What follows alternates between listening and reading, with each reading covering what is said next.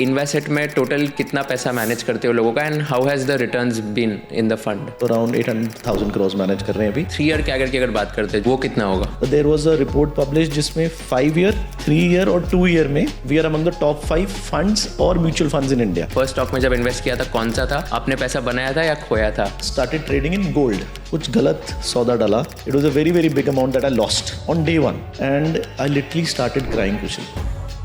What has been your best investment and worst investment? सबसे quality पैसा जो मुझे बना was a trade जो मैंने लोगों से अलग जाके लिया, बायस के अगेंस्ट जाके लिया। It is around 10x now. What do you look for in that company before investing, both on the quantitative side as well as the qualitative side? So number one rule in the stock market is capital protection. हर हालत में अपना capital protect करके रखें। अगर कोई भी strategy 3 से 4 साल के पीरियड पे निफ्टी को आउट परफॉर्म नहीं कर पा रही है, you need to go back to the drawing board.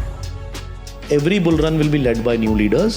Why? Because there is something that changes in a few years and that is called a positive relative change. एक से एक लोग हैं यहाँ पे, ये लोग पहले ही डिटरमिन कर लेते हैं। जितनी जल्दी आप डिटरमिन कर लोगे उतना ज्यादा आपको फायदा होगा। अगर किसी यंग इन्वेस्टर के पास आज 10 लाख रुपए है, क्या एडवाइस करोगे कि ये 10 lakh rupees how they can manage और invest in which asset class या तो कौन से सेक्टर्स में? 100% equity, nothing else. After all these geopolitical issues which are happening, markets will still like I think remain the next 2 years stagnant. will be fantabulous for the Indian markets. Okay, why do you say that? देखिए reason,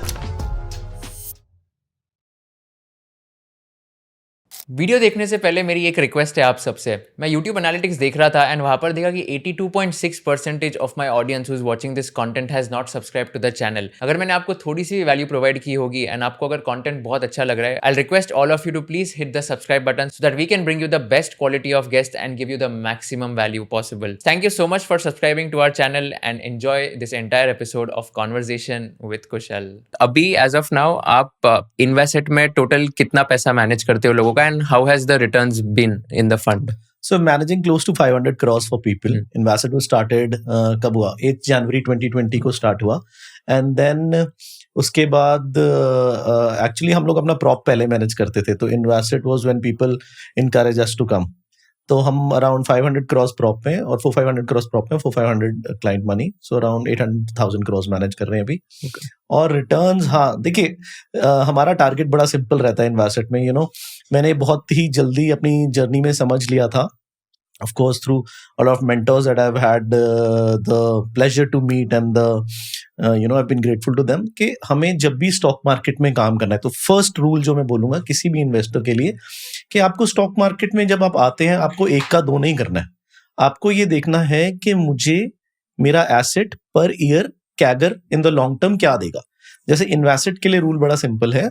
हमने ये सोचा हमेशा कि जो भी Nifty करेगा, if we are able to do 1.5 to 2x of that, we are very very happy. For example, Nifty अगर हम बोलें पिछले 10 साल का भी लें हिस्ट्री, तो जनरली एक 12 से 14% का प्रोडक्ट है। ओके, सो अब ये 12 से 14% का जब निफ्टी प्रोडक्ट है, अगर हम इसका 1.5 to 2 करना चाहें तो 18 से 28 करेंगे। तो अगर हम पिछले 5 साल का इन्वेस्टेड का क्या अगर देखें जिसकी आप तारीफ कर रहे हैं, so it is around 44-45%, something like that, ending the financial year March 2025। तो अगर हम इसमें बात करें, एक तो देखिए इसमें बेस छोटा है। जब हम मार्च एंडिंग की बात करते हैं, सो मार्च 2020 जो था वो एक कोविड का फॉल का बेस था।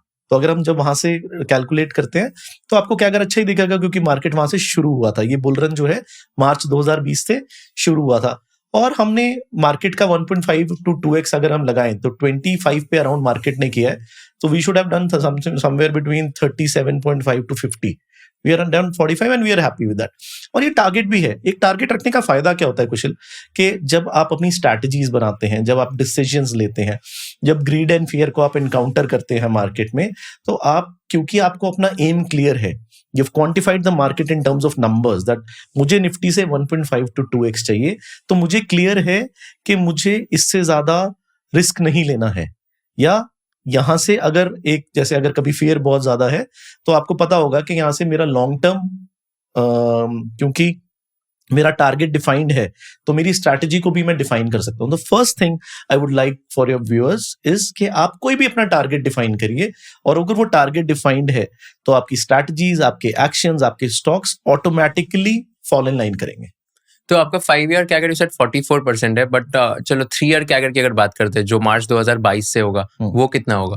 3 ईयर क्या, अगर मुझे नहीं पता, बट वी आर, जो अभी मुझे कल ही मेरे टीम ने बताया, there was a report publish जिसमें 5 ईयर, 3 ईयर और 2 ईयर में हम we are among the top 5 funds or Wow. mutual funds in India. So in Wow. all these 3 categories, we are among the top 5. So it should be somewhere around this only 45, I think 45-50 के आसपास होना चाहिए. Wow. Yeah. That's lovely. तो आपकी early investing journey के बारे में बात करते हैं. So can you just go back and talk more about कि आपने फर्स्ट स्टॉक में कब इन्वेस्ट किया था, कैसे आप स्टॉक मार्केट्स में घुसे, एंड फर्स्ट स्टॉक में जब इन्वेस्ट किया था कौन सा था, आपने पैसा बनाया था या खोया था? हाँ, तो मैं एक इन्वेस्टिंग फैमिली से ही आता हूँ. My father mister Rajnish Garg, who is my mentor also, a very very passionate and successful investor. So उन्होंने 92 में शुरू किया था, मैंने किया शुरू 2006 में. I was doing my graduation from CBS that time, and I remember setting up a wire system in CBS, sitting on the last desk के हाँ प्रोफेसर्स का तो सुन रहे हैं, but let's start trading also. CBS, I think Shahid Sukhdev College of Business Studies from Delhi University. तो वहां से शुरू किया था. Still remember having a Vaio laptop. उस टाइम पे नया नया आया था, and then sitting with my friends who were really interested in finance, very brilliant minds I met there, and we were trading. The first time we started was trading, and I remember started trading in gold, and कुछ गलत सौदा डाला, and it was a very big amount. I would not like to mention. It was a very, very big amount that I lost on day one. And I literally started crying, Kushal. I called my dad and I started crying. And the amount was big. And what this person said to me was, nothing, just close your laptop, go chill with your friends, and we'll start the next day. The lesson that I learned that day was only to focus on the strategy and not to go into the implementation part of it. I've never in my life post that first day of mine, I've never used the screen to put in a soda. I've always had people for it, and totally not going into the implementation part and just on the planning part of it, and trying to always, algorithmize, automate things. So yes, my first trade, I lost money. And then as the time progressed, it was, that 2006, 2008 bull run, that India Shining campaign was happening. And I went for my post graduation to London. And, one of our professors used to tell us, he was a very good professor, maybe a Nobel laureate also, if I remember correctly, he used to tell us that your markets are very, very inflated. And please do not, have leverage in this market and stuff. And we were like, इनका time खत्म हो गया और हमसे ये लोग जलते हैं. That young mentality.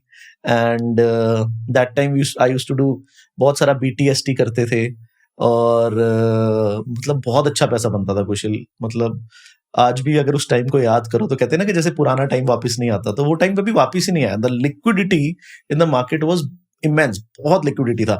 शाम को बेच के जाते थे, अगले दिन आप ये लगाओ कि महीने का रिटर्न उस टाइम पे 8-8, 10-10% लोग एक्सपेक्ट करते थे. इतना मार्केट में बड़ा बुल रन आया था, विच एंडेड विद द रिलायंस का जो आईपीओ आया, रिलायंस पावर का आईपीओ था शायद, जिससे खत्म हुआ था.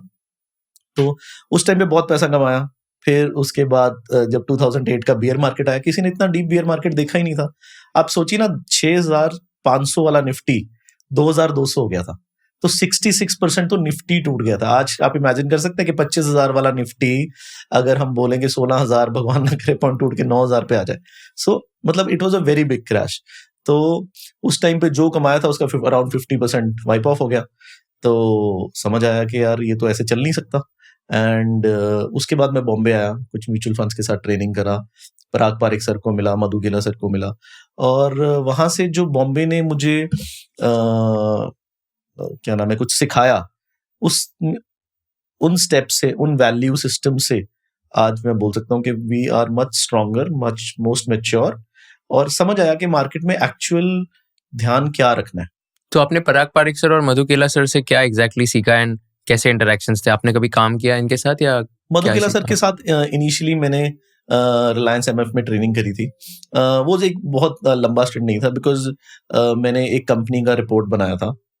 And then mutual fund industry जो मेरे लिए थी वो बहुत ही कमर्शियल थी. The focus was more on sales, though it is a wonderful, wonderful product. Disclaimer, I think it is the best product out there for retail investors. But I wanted to get into deep research. कि जो मुझे थोड़ा सा missing लगा वहां पे, या हम उस लेवल तक नहीं पहुंच पाए, आप ये बोल सकते हो। फिर पराग पारेख सर के साथ जो मिले, वो तो मेरे हिसाब से आई थिंक इंडिया में सबसे मेच्योर, वैल्यू ड्रिवन जो कोई इन्वेस्टर हैं वो पराग थे। Unfortunately he is passed away now, but और एक बहुत ही अच्छे ह्यूमन बीइंग वो पराग पारेख सर थे। उनके साथ मेरी इंटरेक्शन बहुत रही, दो नॉट फॉर्मल के मैंने उनके ऑफिस में उनकी ट्रेनिंग नहीं करी, but as a friend, very senior to me but he became a friend. उन्होंने सिखाया कि पैसे को कैसे बचाया जाता है, और ये सिखाया रूल जो मैं कभी नहीं भूलूंगा कि अनिरुद्ध, जब तेजी आती है ना, आप कुछ भी लीजिए, पैसे तो आप बना ही लोगे, कोई कम बना लेगा, कोई ज्यादा बना लेगा, पर अल्टीमेटली एक फंड मैनेजर का जो रोल है वो पैसे को बचाने का है, कि जब मंदी आएगी उस टाइम पे आप अपने पैसे को बचाते कैसे हैं और कैसे बड़ा सोचिए। उन्होंने उस मेरे ख्याल से कभी ये डिस्कस भी नहीं किया होगा कि पराग पारेख म्यूचुअल फंड इतना बड़ा म्यूचुअल फंड बन जाएगा, पर क्योंकि उनका वैल्यू सिस्टम इतना स्ट्रांग था, तो पराग पारेख म्यूचुअल फंड आज आप देखिए कितना, मतलब one of India's biggest and most respected funds. तो ये मुझे लगता है कि ये उनकी पेडिग्री का, और राजीव सर की, of course he is also very very great man and you should listen. मतलब आपके व्यूअर्स को मैं कहूंगा, राजीव ठक्कर जब बात करते हैं आप उनका सुनिए, वो एक बहुत इंटेलिजेंट और बहुत सॉर्टेड फंड मैनेजर है। तो इन पराग पारेख सर से सीखा कि पैसे की वैल्यू कैसे करते हैं, और कैसे पैसा आने के साथ या पैसा जाने के साथ आपको अपना माइंड और लाइफस्टाइल चेंज नहीं करना है। जैसे the first car that I bought, Kusal, was Honda accord, जो मुझे एक पारसी बाबा जी से पराग पारेख सर ने लेके दी। उन्होंने मुझे बोला नई गाड़ी में पैसे नहीं लगाने, so he got me that car at 50% discount, और बोला कि हाँ अब ये जो बाकी पैसे थे, this would help you in wealth creation.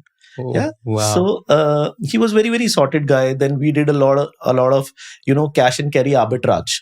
मतलब कैश एंड कैरी आर्बिट्राज का मतलब ये जो जहां पे भी मंडियां होती है ना, जैसे कोटा राजस्थान में या गोंडल गुजरात में, यहां से हम प्रोक्योर करते थे, और प्रोक्योर करने के बाद उसको डीमटेरियलाइज करा के, जैसे धनिया प्रोक्योर किया एक truck, then you got it dematerialised. आप अच्छा ढंग से समझाता हूँ, आपने एनसीडीएक्स ऑथराइज्ड वेयर हाउस में डिपॉजिट किया, डिपॉजिट करने के बाद आपका क्वालिटी स्टैंडर्ड्स मीट करना चाहिए, तो एक आइजिन क्रिएट हो जाता है। वो आइजिन क्रिएट होके आप उसको एनसीडीएक्स के प्लेटफॉर्म पे जाके खरीद या बेच सकते हो, उसकी एक्टिव ट्रेडिंग शुरू हो जाती है। और फिर क्या होता था, जैसे धनिया उस टाइम पे 5,000 करंट मंथ में बोले, सपोज करिए अब हम हैं मई में, तो मई एक्सपायरी वाला 5,000 है और जून एक्सपायरी वाला 5,200 है। तो आपने 5,000 आपने मंडी से लिया, 5,000 में बेचा पहले मई एक्सपायरी का, फिर मई एक्सपायरी जब खत्म होने लगी, क्योंकि उसकी जो वैलिडिटी आइजन की है 6 महीने है, तो आपने मई वाला कवर किया और आपने जून वाला बेच दिया, उसमें आपको 4% ऊपर बिका वो, तो इसको बोलते हैं कैश एंड कैरी आर्बिट्राज। तो ये हमने बहुत किया, हमने और पराग सर ने। फिर इससे एक और फायदा हुआ कि हमारी रिलेशनशिप कैसे स्ट्रेंथन हुई, जब वो NACL फ्रॉड हुआ इंडिया में, तो we were the first by chance, because हमें वेयर हाउसिंग समझ आती थी, तो पराग सर के भी पैसे लगे हुए थे, हमारे भी लगे हुए थे, सब बड़ा अच्छा ब्याज दे रहे थे वो लोग, सब हर लोगों के पैसे लगे हुए थे। बट हमने बड़ी जल्दी रियलाइज किया कि जो अंडरलाइन, जो मैंने आपको बोला वेयर हाउस में डिपॉजिट करवाना है, वेयर हाउस में तो कुछ है ही नहीं, दिखा रहे हैं कि सपोज 100 रुपए का माल है और वेयर हाउस में है 15 रुपए का माल ही, तो वी वर एबल कि हम पहले पैसे निकाल सकें, या we were whistle blowers also. So उस टाइम पे हमारी रिलेशनशिप स्ट्रेंथन हुई, क्योंकि हमने सबके पैसे, जितने भी हमें लोग जानते थे या जिनको हम समझा सकते थे, हमने समझा के उनको बोला कि this is actually a fraud happening, और जिस दिन ये फटेगा बम तो प्रॉब्लम आएगी। तो ये एक्सपीरियंस रहा है मेरा पराग सर। क्या एग्जैक्टली फ्रॉड हुआ था, just for the viewers to understand? देखिए, आप एक चीज समझिए, कभी भी आपको कोई कहीं भी, मुझे ऐसा लगता है कि आपको 12% से ज्यादा की घर बैठ के रिटर्न मिल रही है ना, तो आपको ये समझना चाहिए कि प्रॉब्लम है। अगर आपको कोई इंटरेस्ट वाली 12% से ज्यादा की दे रहे हैं, वो मेरे ख्याल से 15 या 18% की रिटर्न दे रहे थे, और लोग बहुत खुश थे यार कि कुछ करने की जरूरत क्या है। इवन मुझे याद है लुधियाना में, जहां मैं उस टाइम पे रिसर्च कर रहा था, लुधियाना में जो फैक्ट्री वाले लोग थे वो बोलते थे 18% हम पूरी फैक्ट्री लेबर सुबह 9 बजे जाके रात को 9 बजे आके नहीं कमाते धंधे में, और 18% हमें फ्री में मिल रहा है, तो हमें और कुछ करने की जरूरत क्यों है, हम इनको दे देते हैं। तो वो लोग क्या करते थे, जैसे लुधियाना में वूल का कॉन्ट्रैक्ट होता था, वूल का कॉन्ट्रैक्ट, आपने वूल इकट्ठा किया, आपने NACL ऑथराइज्ड वेयर हाउस में डाला, और उसके ऊपर आपको फंडिंग मिलती थी। अब फंडिंग किस चीज पे मिलती थी कि NACL आपको एक पर्ची देता था कि इतना माल हमारे पास आ गया, सो यू नो कि हमारा कोई अंडरलाइंग है। पर अब ये जो पर्ची मिलती थी इसका कोई अंडरलाइंग था ही नहीं, देयर वाज नो वूल और very low quality wool in the warehouse. तो जब आप अल्टीमेटली किसी बायर के पास तो जाना है, अगर आज वेयर हाउस में अल्टीमेटली किसी बायर के पास जाएगा, जिस दिन उस बायर के पास गया तो पता लगा कि मैं तो 100 रुपए का माल जो खरीदा है अंदर तो 15 रुपए का माल ही है। तो ये वाला फ्रॉड NACL ने बहुत बड़ा फ्रॉड किया था। एंड इसमें बहुत सारे लोगों के पैसे अटके हुए Thousands of थे। crores were lost. Oh, Thousands of crores. इतना बड़ा स्कैम था। बहुत बड़ा scam और ये था। कब की बात है, कौन से ईयर में हुआ था? This, if I remember correctly, was somewhere 2015-16. I don't Okay. remember the exact year, okay. but हाँ, a Got lot it. of, और सबसे बड़ी प्रॉब्लम क्या थी ना कि बहुत ही छोटे इन्वेस्टर्स का पैसा फंसा, हाँ। And the government has taken a very good action on it, but still पूरा रिकवर नहीं हुआ। I still remember man these NACL people of, because हम तो उस टाइम पे मंडीज वगैरह में देखते थे और कॉन्टेक्ट से, these people of going to the extent of saying कि आपको कुछ पैसे रेज कर देते हैं, give us a cut and then don't return, and I knew people who took money from them, and if you, एक और लेसन अगर मैं अपनी लाइफ लेसन से बोलूं कि जिन लोगों ने ऐसा फ्री का पैसा उनसे लिया, लेने के बाद जो इंडियन एजेंसीज हैं, CBI, ED, SIFD, जो भी वो स्पेशल इकोनॉमिक ऑफेंसेस वाला, सब ने इतना, क्या कह सकते हैं, if I use that word, कि इतना बुरा हाल किया उन लोगों का, the cases, people spend their entire life post that in jails and stuff. So never accept free money, always live by your ethics. हमारे यहाँ पे बहुत, मतलब one of the things that my father has taught me कि किसी भी हालत में ethics से compromise नहीं करना. I still remember, I'll give you an example because I think your users would like that. 2000 में ना, जब ये होता है IT बबल आया था, जब IT रन चला था, one of the craziest runs in India, उस टाइम पे लुधियाना और कैलकाटा का डायरेक्ट लाइन चलती होती थी। तो लुधियाना के ब्रोकर्स और कैलकाटा के ब्रोकर्स काम करते थे और पैसा बहुत अच्छा बनता था। देखिए, बहुत अच्छा पैसा बनता था। यहाँ से कोई चीज X की ली और सेम डे 1% आधा % ऊपर बिक गई। तो एंड में क्या हुआ कि जो कैलकाटा के कुछ ब्रोकर्स थे, and it was public also, उन्होंने लोगों के पैसे ही नहीं दिए। व्हेन द रन एंडेड, कुछ लॉस हो गया होगा या whatever. My father had a total capital of 1 crore that time, और टोटल 1 crore, पता नहीं 1 crore 20 लाख का लॉस हो गया था, जो सामने से नहीं आया। And this was all friends, families, because he never brokered for anyone, but friends and families and stuff, सबके लिए, अगर आप मेरे फ्रेंड हो, आप मुझे बोलोगे कर दो तो मैं कर ही दूंगा। तो ऐसे करके, दो he was not taking any remuneration, but he said के यार अच्छा, कर तो मेरी वजह से ही रहे थे ना, मेरे साथ कर रहे थे, तो अगर सामने ब्रोकर ने भी पैसा मार लिया तो देना बनता है।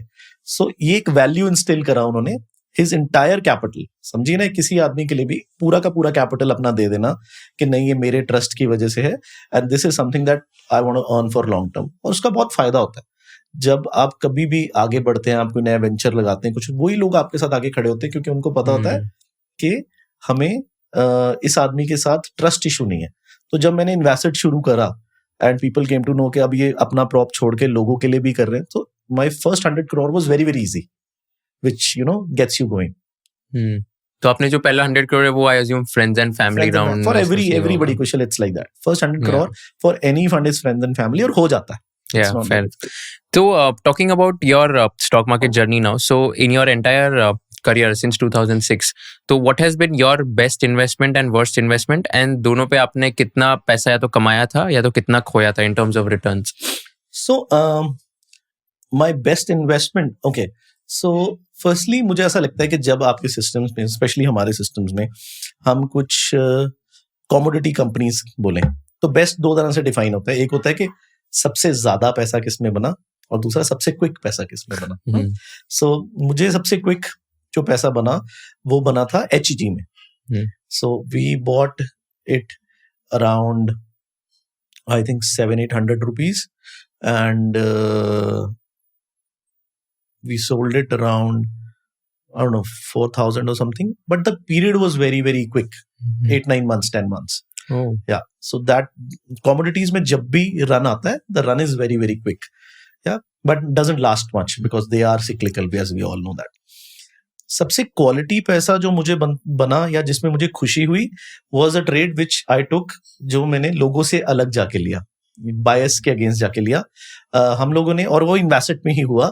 हम लोगों ने मजगांव डॉक्स लिया 600 रुपए में, 650 रुपए में, और हम आज भी होल्ड करते हैं।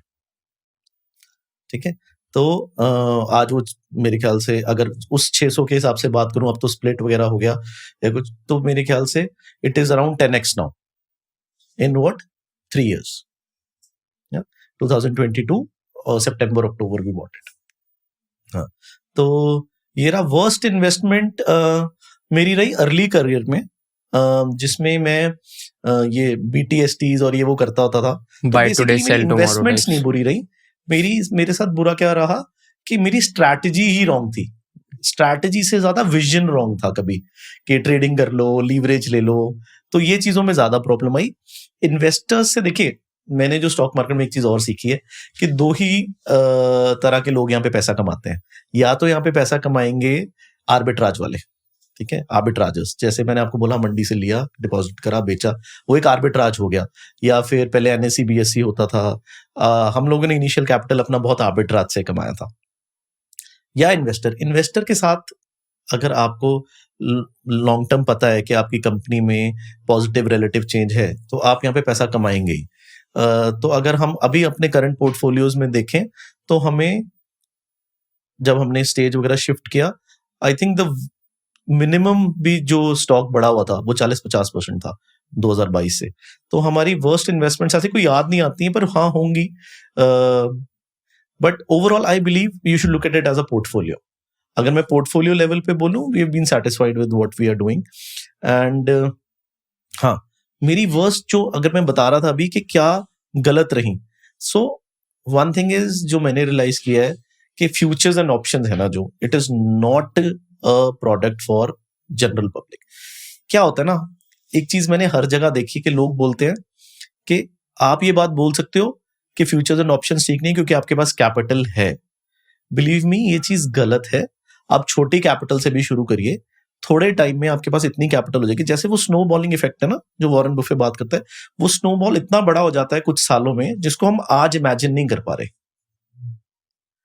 From if you're investing, say whatever the amount, if you keep on compounding it at say what 16%, the amount you will make in the 19th to 20th year will be 3 times of what you will make from year 1 to year 10. So you have to think very very long term. And I would like people कि यार trading मत करो. Trading only benefits 2 people: government and the broker and the exchange. Third, yeah, आपके तो against ही जाने वाला है, क्योंकि ट्रेडिंग में एक इनहेरेंट फॉल्ट है, वो है लीवरेज। आप लीवरेज पे जब भी काम करते हो और जैसे ही रियलिटी सेट इन होती है थोड़ी सी, जहां हम गलत हो गए, वहां पे आपको ऐसा लगने लग जाता है कि मेरी तो कैपिटल साफ हो जाएगी, और आप एक बार उसको छोड़ते हो। और सबसे बड़ी चीज जो आप मिस करते हो वो है कि आपने अपने 3-4 साल खराब कर दिए कैगर बनाने के। वो 3-4 साल में आप एक अच्छा कैगर बना सकते थे। तो my approach is very simple कि हम लॉन्ग टर्म कैगर है जो, उसको हिलना नहीं देना चाहते, उस पर कोई कॉम्प्रोमाइज नहीं करना चाहते कि this is the ultimate thing. आप हमारे ऑफिस आइए तो आपको देखेंगे कि सिर्फ और सिर्फ जो रूल्स बने हुए हैं वो लॉन्ग टर्म कैगर को लेके, कि लॉन्ग टर्म कैगर किसी भी तरीके से हिट नहीं होना चाहिए, और हिट होगा। जो हिट होगा वो जो गलती हो, कोई भी गलती आप करते हैं काम करने में, वो एक बार हो, दूसरी बार ना हो। तो आपने कभी लेवरेज लिया था एंड आपने कुछ पैसा खोया था, ऐसे हुआ है आपके साथ कभी? जब भी लेवरेज लिया पैसा खोया ही है। अच्छा। तो अब हाथ जोड़ चुके हैं कि अब कभी भी, जब से इन्वेस्टमेंट शुरू किया हाँ। तब से मैंने लेवरेज लेना बंद कर दिया, क्योंकि मुझे समझ आ गया कि नहीं, कोई फायदा है नहीं। आप एक चीज समझिए, जो मेरा पहला क्लाइंट था, उसने आज हमारे पास, मुझे याद है, very close to me, a very dear friend, 50 lakh रुपए लगाए थे। ठीक है, आज वो 270-280 के करीब होंगे। बीच में बढ़ भी गए थे, पर फिर मार्केट में क्रैश आया। अब 5-6 साल में, अब अगर ये टाइम आपने ट्रेडिंग में खराब कर दिया, ठीक है, और आपने सोचा चलो रीस्टार्ट, ठीक है, तो आपका एक्चुअल कैपिटल आज 50 लाख नहीं है। आपका एक्चुअल कैपिटल 50 से, आपने जब भी आप लेवरेज में आपने काम किया तो कुछ ना कुछ घटा ही लिया होगा। मैंने हर आदमी को घटाते ही देखा है लीवरेज से। पर उससे बड़ी बात है जो आपकी रिलेटिवली लॉस हुआ, कि जो आपका 50 से 2.5 होना था वो भी तो आपका रह गया। So you are behind, I don't know how many years, in those 5 years you can be behind 15 years। So this is what we have to focus on, कि हम कैगर में जो टाइम खराब होता है, बिकॉज लिमिटेड टाइम ही है हमारे पास, देखिए, और जो भी कुछ क्रिएट करना है तो वो इस लिमिटेड टाइम में ही करना है, तो हम वो ईयर्स ना वेस्ट करें, rather than money we should not waste those years. या आपने जो स्टोरी बताई मैंने ये पढ़ी थी 50 lakhs to 2.6 CR या आई थिंक इकोनॉमिक टाइम्स में पढ़ी थी, और एक और चीज पढ़ी थी आपके फंड ने एक साल में एक बार 128% का रिटर्न दिया था। तो कैसे दिया था एंड वो 128% हाउ वाज इट पॉसिबल? वो साल की क्या स्टोरी है? देखिए ऐसा कुछ पॉसिबल की बात नहीं है ये ना, आप क्या कहते हैं ना कि आप किसी भी एक, मैं 1 ईयर, आपने मेरे से पूछा 3 साल की रिटर्न कितनी, मुझे वो भी नहीं पता, मुझे 5 साल की रिटर्न ज्यादा अच्छी लगती है। तो यहाँ से एक और पॉइंट्स निकाल लेते हैं इन्वेस्टर के लिए कि किसी भी आप फंड या फंड मैनेजर को चूज कर रहे हो तो आप कम से कम 3 से 5 साल का रिकॉर्ड देखो, 1 साल का कभी मत देखो। वो ये जो आप बता रहे हो ये फाइनेंशियल ईयर एंडिंग मार्च 24 के लिए। तो मेरे पास उस टाइम जितने भी इन्वेस्टर्स आए, क्योंकि जब भी ऐसा कुछ होता है ना मीडिया बहुत शोर मचा देती है, तो मैं सबको ये समझाता था कि मुझे एक चीज की गारंटी है कि ये अगले साल तो नहीं होने वाला है। सो कभी भी आप एक चीज समझिए कि अगर कोई एक्स्ट्रा ऑर्डिनरी परफॉर्मेंस आई है 1 साल में, उसको आपको इग्नोर करना है और आपको 3, 4, 5 साल का होराइजन देख के ही इन्वेस्ट करना है। अगर आप 1 साल का देख के इन्वेस्ट करते हो तो उससे 2 चीज होंगी। फर्स्टली तो आप श्योर रहिए कि वो रिटर्न नहीं आ रही है। दूसरी, जब जाके उस फंड में पैसे वापस लगाने का टाइम आएगा, तब तक क्योंकि आपकी एक्सपेक्टेशन मीट नहीं होंगी, आप उस फंड से एग्जिट कर जाओगे। अगेन फिर वही आपका कैगर डिस्टर्ब हो जाएगा। तो लॉन्ग टर्म 4-5 साल का हिस्ट्री देखिए और अपने लॉन्ग टर्म कैगर पे फोकस करिए। और आपको ये वर्ड मेरे से बार बार सुनने को मिलेगा, बिकॉज मुझे लगता है this is the only tool through which we can measure the stock market, कि हम अपनी कंपाउंडेड एनुअल ग्रोथ रेट पे फोकस करें। तो इसमें एग्जैक्टली हुआ क्या था 2024 में? 128%। आप पहले इस चीज समझिए, इसका मैं एक डिस्क्लेमर देता हूँ। फाइनेंशियल ईयर एंडिंग मार्च 24 128, फाइनेंशियल ईयर एंडिंग मार्च 23 ओनली 7-8%। तो पहले आपको ये पता होना चाहिए कि उसमें 7 आया, उसके अगले में 128 आया। होता क्या है ना कि आप एक सिस्टम से इन्वेस्ट करते हो, उस सिस्टम में वैल्यू ग्रोथ आप हर चीज पे फोकस करते हो। जब मार्केट उसको रिकॉग्नाइज कर लेता है, ठीक है, तो आपकी जो रिटर्न्स हैं वो बढ़ जाती है। कभी कभी मार्केट कुछ पीरियड के लिए रिकॉग्नाइज नहीं करता है, और ये हर फंड मैनेजर के साथ होता है और हर स्ट्रैटेजी के साथ। आप खुद अपनी भी बना लीजिए। देयर विल बी पीरियड्स जहां पे आप बहुत एक्स्ट्राऑर्डिनरी करोगे, देयर विल बी पीरियड जहां पे आप मार्केट की रिटर्न भी नहीं ला पाओगे। सो मैं किसी को भी, जब भी आप इन्वेस्टमेंट में कोई मेरे से बात करता है, मैं बोलता हूँ 3 से 4 साल का होराइजन मिनिमम है तो आप हमारे पास आइए। अगर नहीं है, 1 साल है, 6 महीने है, 1.5 साल है, डोंट कम हियर।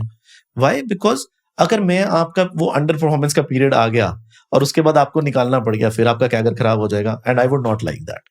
तो जब भी मेरे हिसाब से, as I have been an investor throughout my life Kushal, और मैंने बहुत पीएमएस म्यूचुअल फंड्स वगैरह में पहले इन्वेस्टमेंट करता था, आई हैव रियलाइज्ड कि आपको अगर आप 4-5 साल का नहीं देखते और शॉर्ट टर्म में देखते हैं किसी भी स्ट्रैटेजी को या फंड को, तो आपको सेटिस्फैक्शन नहीं मिलेगी। They'll not, people do not, no strategy is able to make extraordinary returns for years together. Yeah. So let's talk about your framework now of investing in these companies. तो आपने जैसे 1-2 examples दिए, Mazagon docs and all, तो 1-2 companies का example लेके आप बता पाओगे कि okay what do you look for in that company before investing, both on the quantitative side as well as the qualitative side, and then उसके बाद we'll deep dive into your model as well, which is the AAID model. I think AAID समझ के आप ये समझ सकते हैं, because ये डिपेंड करता है कि कौन सा कंपनी हमने कौन से स्टेज में लिया। तो अगर हम AAID समझा देंगे तो वो कर सकते हैं। हमने जो मार्केट है, सिंपल, इट्स हमारा AAID, पहले इसका मतलब क्या है? This is advance algorithm for investment decisions. अब ये क्या है? Is it a high frequency trading? नहीं, ये कुछ नहीं है। This is just our experience that we have had in the past, we have tried to code it into a algorithm. तो going forward to explain AAID, I would like to explain कि जैसे मैं आपको बता रहा था कि हमने 2013 में 11 से लेकर 13 तक अराउंड 250 प्लस फंड मैनेजर्स को और अराउंड 1000 प्लस रिटेल इन्वेस्टर्स को स्टडी किया through detailed questionnaires, very very strong questionnaires, just to determine कि स्टॉक मार्केट में क्या चलता है, what are the reasons for success, और क्या रीजंस रहते हैं जिससे लोग पैसा नहीं बना पाते। हाँ, तो हमें जो पहला रूल कुशल जो हमने बनाया उससे कि capital is the real thing. So number 1 rule in the stock market is capital protection, कि आपको हर हालत में अपना कैपिटल प्रोटेक्ट करके रखना है। ठीक है, कुशल मैं बहुत लोगों से मिला जो बहुत ही अमेजिंग इन्वेस्टर्स हैं, बट वो मार्केट में आज क्यों काम नहीं कर रहे? Because they lost the confidence. Why? Because they lost either their money या इन्वेस्टर का पैसा डुबा दिया. तो सबसे बड़ा जो रूल है ना, दैट आपको पिच पे रहना. You have to keep batting for the long term. Only Rahul Dravid will succeed here in the stock market. Rule number 1, capital protection. Rule number 2 जो आया कि अब हम मार्केट में जब आ रहे हो and you are making it a career, capital appreciation भी बहुत ज्यादा जरूरी है. तो कैपिटल एप्रिसिएशन के लिए जैसे मैंने पहले बताया, एक कैगर, एक बेंचमार्क अपने लिए सेट करो. मुझे लगता है बेयर मिनिमम कि अगर कोई भी स्ट्रैटेजी 3 से 4 साल के पीरियड पे अगर हम बोले निफ्टी को आउट परफॉर्म नहीं कर पा रही है, देन आपको you need to go back to the drawing board. आपको अपनी स्ट्रैटेजी को रीअसेस करना चाहिए कि उसमें कोई ना कोई कमी है. उन 3-4 साल को स्टडी करिए और अगर नहीं रीजन देखिए कि क्या रीजन रहे कि हम ये निफ्टी को भी आउट परफॉर्म नहीं करें. जैसे हमारे लिए 1.5 to 2x है, जैसे मैंने आपको बताया. थर्ड रूल वो जितना यूज कर सकते हैं टेक्नोलॉजी को यूज करिए. ठीक है, किसी भी धंधे में आप जाइए, जो लोग टेक्नोलॉजी यूज कर रहे हैं वो बाकी अपने कॉम्पिटिटर्स से आगे ही हैं. सो हम इन्वेस्टमेंट में टेक्नोलॉजी को बहुत यूज करते हैं, वरना अगर टेक्नोलॉजी को ना यूज करते ना तो हम वो टॉप 200 कंपनीज में रह जाते. रिलायंस, L&T, ABB सिर्फ इसका काम करते रह जाते हैं. और इनके लिए आपको इन्वेस्टमेंट की या किसी भी फंड मैनेजर की जरूरत नहीं है. आपको भी पता है कि टॉप 200 में कौन सी कंपनीज अच्छा कर रही हैं, कौन सी कंपनीज अच्छा नहीं कर रही हैं. And the fourth and the biggest rule जिसके ऊपर पूरा इन्वेस्टेड आईएड में मतलब एक strong, why I explain this rules is because of this fourth rule. जब मैं मुंबई आया ना, मैं यहाँ पे बड़े बड़े फंड मैनेजर से मिला और मैंने देखा ये लोग बायस क्रिएट कर लेते हैं बाय द टाइम. मैं ये करूंगा, मैं ये नहीं करूंगा. आज हर आदमी आपको दिखेगा जो बोलेगा PSUs ठीक है, बट 2022 में जब मैं ले रहा था, आई वॉज क्रिटिसाइज्ड ओपनली कि PSUs, मतलब यहां तक मेरे कुछ फ्रेंड्स हैं, फंड मैनेजर्स हैं, जिन्होंने मुझे बोला कि buying a PSU is a crime. PSUs are not for profit. ठीक है, और आज अगर आप PSUs की प्रॉफिट ग्रोथ देखिए तो it's no private company can match them. तो आपको ये देखना पड़ेगा कि अगर आप स्टॉक मार्केट में बायस्ड हो गए तो आप फंस. And bias is very very real. Bias नहीं होना. Try making a system which is not biased. So अगर हम इन्वेस्टेड आईड की बात करें, इट इज नॉट बायस्ड. ना तो हम मार्केट कैपिटलाइजेशन पे बायस करते हैं, हम लिक्विडिटी इंश्योर करते हैं, पर मार्केट कैप अगर छोटा भी लेना पड़े तो लेते हैं. सेकेंडली, अगर हम बोले सेक्टर्स, हम सेक्टर्स में बायस नहीं है, हम होल्डिंग पीरियड में बायस नहीं है. और सबसे बड़ी बात जो आईड को बनाने में मुझे हेल्प करी थी कि अगर हम ओवरऑल सारी इंडस्ट्री को देखें और इसमें ये देखें कि कितने तरह के इन्वेस्टमेंट स्टाइल्स हैं, तो आपको दिखेगा 3-4 स्टाइल्स में सारा इन्वेस्टमेंट वर्ल्ड खत्म हो जाता है अगर हम कॉम्प्लेक्स स्ट्रैटेजीज में ना जाए. Simple strategy. पहला है वैल्यू. वैल्यू कौन सा? जो बेंजामिन ग्राहम करते थे. ठीक है, कि आपने इंट्रिंसिक वैल्यू निकाली डिस्काउंटेड कैश फ्लो से. आपने CFA में पढ़ा होगा. ठीक है, हर आदमी का डिस्काउंटेड कैश फ्लो अलग निकलेगा because of their own assumptions. आपने इंट्रिंसिक वैल्यू निकाली, इंट्रिंसिक वैल्यू से नीचे लिया, इंट्रिंसिक वैल्यू से ऊपर बेच दिया. आपकी इंट्रिंसिक वैल्यू आपकी, मेरी इंट्रिंसिक वैल्यू मेरी. ये हो गया वैल्यू. सेकंड क्या होता है? एक ग्रोथ मॉडल होता है कि किस कंपनी की अर्निंग्स में ग्रो होगा, किसका सेल्स बढ़ेगा. तो अगर आप किसी तरह ये पहले डिटरमिन कर लें तो second is growth model. Growth model recently अगर हम पिछले 20-30 साल में बोले तो बहुत पॉपुलर हुआ है world wide, because ultimately markets today has started chasing growth. जिधर ग्रोथ दिखेगा मार्केट उधर जाता है. मार्केट को अब ज्यादा लेना देना नहीं है कि क्वालिटी वगैरह. मार्केट देखता है कि किधर मुझे ग्रोथ है और उधर में लाइक पैसा उधर फ्लो करता है. एक और मॉडल है जिसको हम बोलते हैं, आप वॉरेन बुफे मॉडल बोल लीजिए, या कि दोज बेस्ट कंपनीज जिसमें रिटर्न ऑन कैपिटल एम्प्लॉयड बहुत अच्छी है, रिटर्न ऑन इक्विटी बहुत अच्छी है, एसेट लाइट मॉडल्स हैं, या मैनेजमेंट्स बहुत अच्छी हैं, उनके मार्केट शेयर में लीडर्स हैं या इंक्रीमेंटल मार्केट शेयर में लीडर्स हैं. जनरली उनके पास मोड्स होते हैं. मोड्स का मतलब कुछ एडवांटेजेस जो इस कंपनी के पास हैं जो किसी और कंपनी के पास नहीं है. जैसे अगर आप कोको कोला पीते हैं तो आप कोको कोला ही पियेंगे. It will be very difficult कि आपको मैं थम्स अप पे शिफ्ट कर दूं इन द लॉन्ग रन. एक बार पी लोगे बट जनरली आपकी कमिटमेंट उधर ही रहेगी. या सो ये होती है वो कंपनीज जिनको हम क्वालिटी कंपनीज बोलते हैं.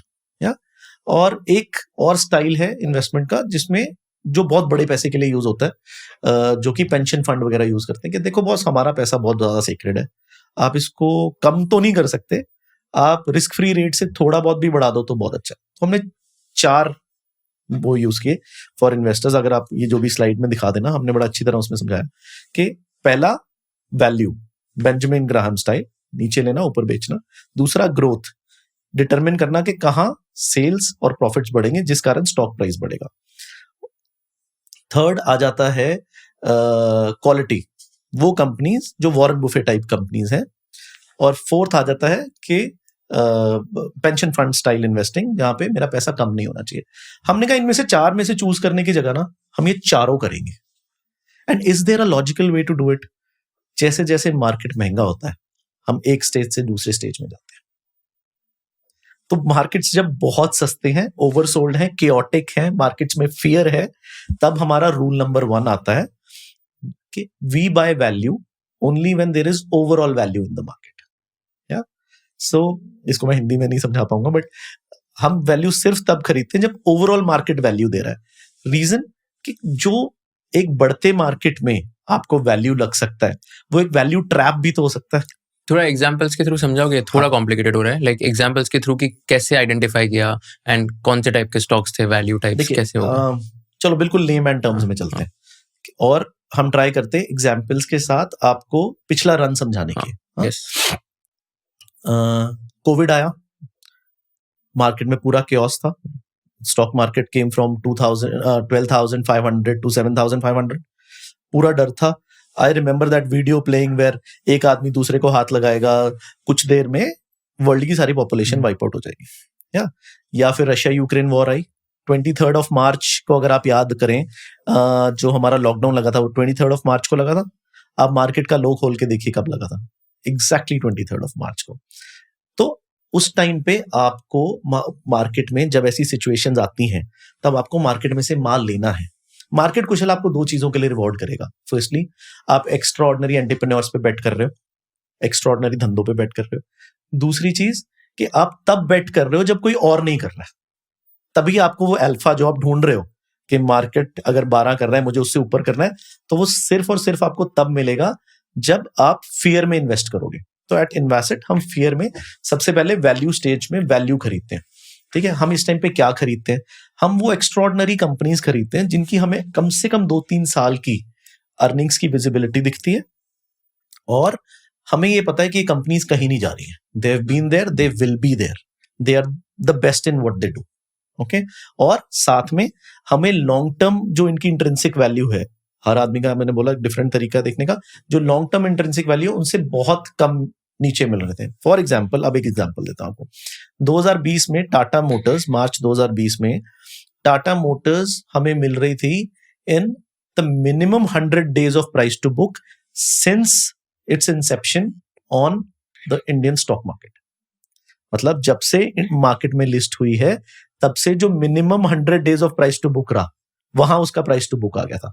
और अगर आप वहां से देखिए, it has been one of the biggest compounders and one of our success stories also. या तो आपको ऐसी अपॉर्चुनिटीज ढूंढनी है। आप किसी भी तरह डिफाइन करिए कि आप इंट्रिंसिक वैल्यू या वैल्यू कैसे कर सकते हैं, हर आदमी का अलग हो सकता है। हमारे पास अराउंड हर चीज को स्पॉट करने के लिए 30 से 50, अगर मैं ब्रॉड कैटेगरी बोलूं 30 to 50 वेज हैं जिससे हम ये चीजें स्पॉट करते हैं। ठीक है, तो हम यहाँ पे हमने आपको बताया टू मच फियर, मार्केट्स टूटी हुई हैं, there is chaos, weak hands are exiting the markets, we'll buy value. Okay, now as the markets from a value market, from a two-tower market, they enter a new bull run. Okay, एक नए bull run में markets ने enter किया। चलो लोगों के समझाने के लिए बोलते हैं कि मार्केट ने एक नया हाई लगा दिया, one of the factors, but a very very crude factors. बाकी तो मैं सारे डिस्कस भी नहीं कर पाऊंगा because it is business, but एक नया फैक्टर्स कि अब मार्केट एक नए हाई पे चला गया। तो now market is in a new bull run. अब नए बुल रन में अगर आप देखिए, the rule number 2 comes in where we say that every bull run will be led by new leaders. हर बुल मार्केट का नया लीडर होगा। अगर आप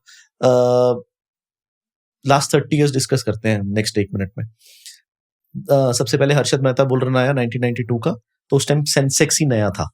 तो all the Sensex stocks went up. Indian markets had not seen a major bull run before that.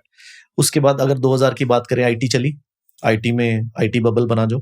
उसके बाद 2008 में जो बाजार चला उसमें सबसे पहले चलने शुरू हुए पब्लिक सेक्टर बैंक्स चले 2003 में. फिर उसके बाद करते करते कैपिटल गुड्स ने लिया, ठीक है, रियल एस्टेट ने लिया. आई रिमेंबर यूनिटेक 1 रुपए से 500 रुपए हो गया था, या तो उसका एल&टी बहुत चली. उसके बाद एबीबी बहुत चली, वहां पे बीएचईएल, स्टील की कंपनीज बहुत चली because it was a value oriented run. And then finally Reliance बहुत चली. Ultimately it collapsed with the, as we were discussing, Reliance Power का जो आईपीओ आया उससे खत्म हुआ वो. फिर उसके बाद अगर हम बात करें 2008 में बियर मार्केट खत्म हुआ. 2000 से लेके 2018 तक चला. 2018 तक सबसे पहले फार्मास्यूटिकल्स ने लीड ली, फिर एफएमसीजी ने लीड ली, फिर उसके बाद क्वालिटी लेंडिंग कंपनीज आगे आई. ये एशियन पेंट्स वगैरह मुझे याद है 2008 में, क्या बोलूं, कोई इनको खरीदने को तैयार नहीं होता था. और 2020 में ये सबसे बड़े वो थे. तो अल्टीमेटली अगर आप देखिए फिर 2020 के बाद जब कोविड आया, तो कोविड के बाद आपको दिखा कि आईटी फार्मा फिर चले बिकॉज कोविड से उनको एक रिलेटिव चेंज मिला. 2022 में जो पोस्ट रशिया यूक्रेन वॉर एक नया सेक्टर चला जो पीएसयूज थे, जो कोई खरीदता ही नहीं था. तो अगर आप नोट करेंगे हर बार जो लीडर्स हैं वो डिफरेंट होते हैं. So our rule number 2 in stage number 2 is कि every bull run will be led by new leaders. Why? Now the question is why. The question why का आंसर है because there is something that changes in a few years and that is called a positive relative change. क्या कि कुछ पीछे change हो गया जिस कारण मेरी कुछ कंपनीज या सेक्टर्स या ग्रुप्स के जो सेल्स हैं और प्रॉफिट्स हैं अगले कुछ साल के, वो आने वाले टाइम में, आज नहीं दिख रहे पर आने वाले टाइम में दिखने लग जाएंगे. और स्टॉक मार्केट क्योंकि फ्यूचर को आज डिस्काउंट करता है, तो मार्केट प्रॉफिट्स के आने से पहले पहले उनके रेट बढ़ा लेगा. तो stock market is full of very intelligent people. एक से एक लोग हैं यहाँ पे. The best minds are working in the stock market. तो ये लोग पहले ही डिटरमिन कर लेते हैं, और आपको जितनी जल्दी आप डिटरमिन कर लोगे उतना ज्यादा आपको फायदा होगा. तो read a lot to determine this stage. If you do not have systems, you read a lot. आपको समझ आ जाएगा कहाँ पे चेंज हो रहा है. अगर आप पढ़ते हो तो आपको पता था कि कहीं ना कहीं पब्लिक सेक्टर बैंक्स में इतने ज्यादा चेंजेस हो रहे हैं, या गवर्नमेंट एक इलेक्शन ईयर में जा रही है with the biggest positive relative change के बजटरी एक्सपेंसेस टुवर्ड्स केपेक्स. जो केपेक्स के लिए हम पैसा लगाते हैं कैपिटल एक्सपेंडिचर के लिए, टोटल बजटरी एक्सपेंडिचर का वो हाईएस्ट था सिंस 2005. अगर आप पढ़ रहे हो तो आपको, मैंने तो पढ़ा ही था, मेरे सिस्टम नहीं बताया था पर मैंने पढ़ा भी था. सो इससे आपको समझ आता है कि यार और कुछ तेज होना हो, कम से कम केपेक्स की कंपनी तो तेज हो रही हैं. या आपको ये समझ आ जाए कि देखो भैया वर्ल्ड में इन्फ्लेशन इतना ज्यादा है और ग्रोथ नहीं हो रहा है, तो जितनी भी मेटल कंपनीज हैं वो भी अच्छा नहीं कर सकती. So this is how things are done. तो इससे हम रिलेटिव चेंज को डिटरमिन करते हैं. हमने एक रिलेटिव चेंज रिवॉर्डिंग क्राइटेरिया बनाया जिसको हम अराउंड 1500 कंपनीज पे लगाते हैं, और फिर हम उनमें से वो कंपनीज ढूंढने की कोशिश करते हैं जिनमें ये हाईएस्ट है. या जैसे आईआईएम का परसेंटाइल नहीं निकलता, हमारा सिस्टम एंड में हमें एक परसेंटाइल निकाल के दे देता है कि देखो भैया इनमें रिलेटिव चेंज सबसे ज्यादा है. अब आपकी रिसर्च टीम इन कंपनीज को स्टडी कर ले और ना नेगेशन क्राइटेरिया.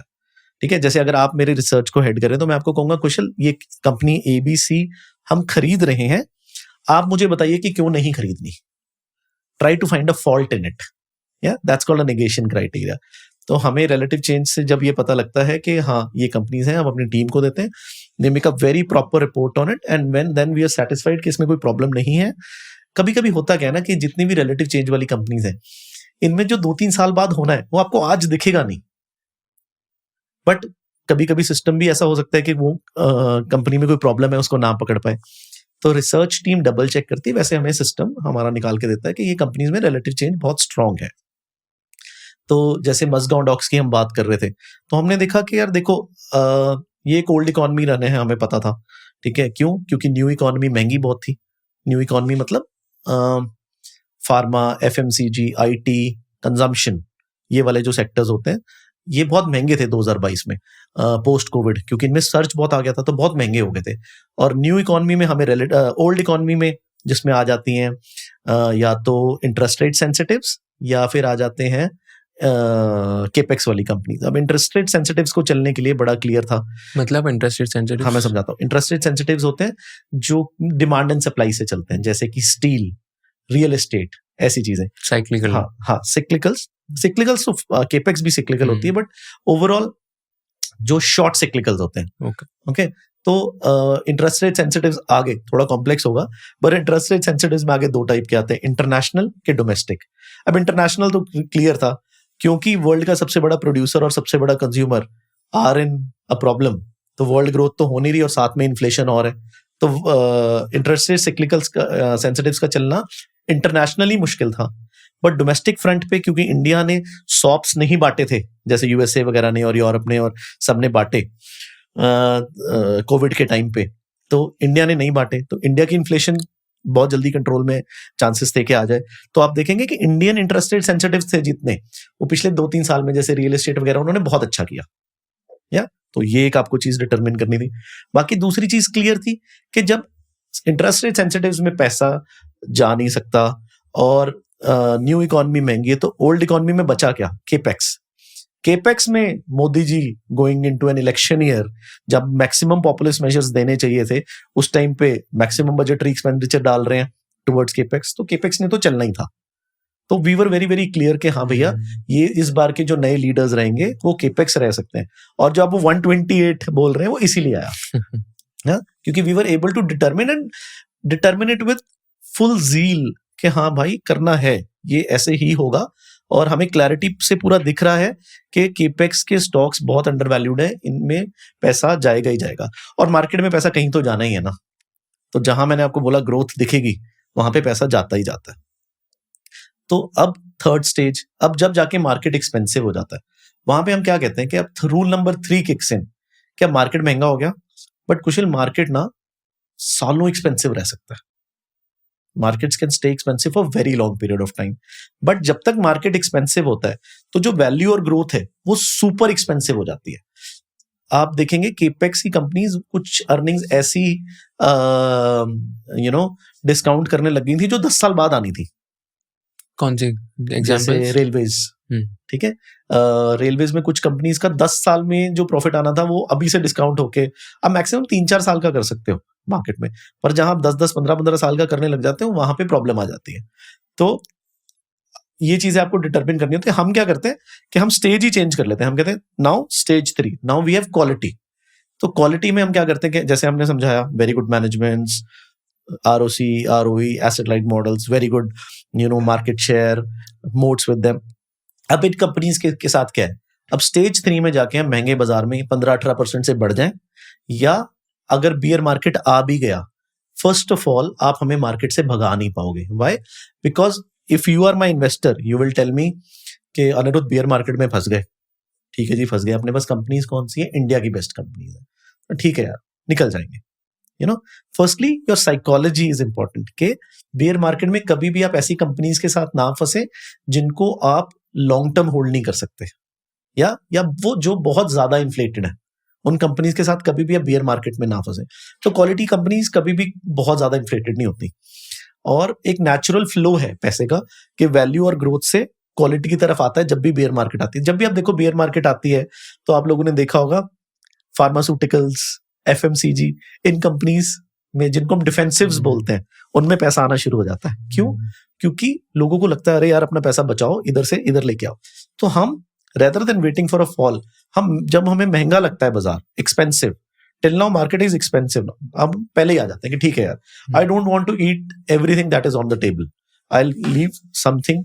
जैसे इस बार अगर हम बात करें तो दिसंबर 2024 में, to be exact, from 12th of December 2024 to 16th of December 2024, I think Investment was one of the few funds जो 100%, like 100 मतलब 100% कैश पे चले गए थे।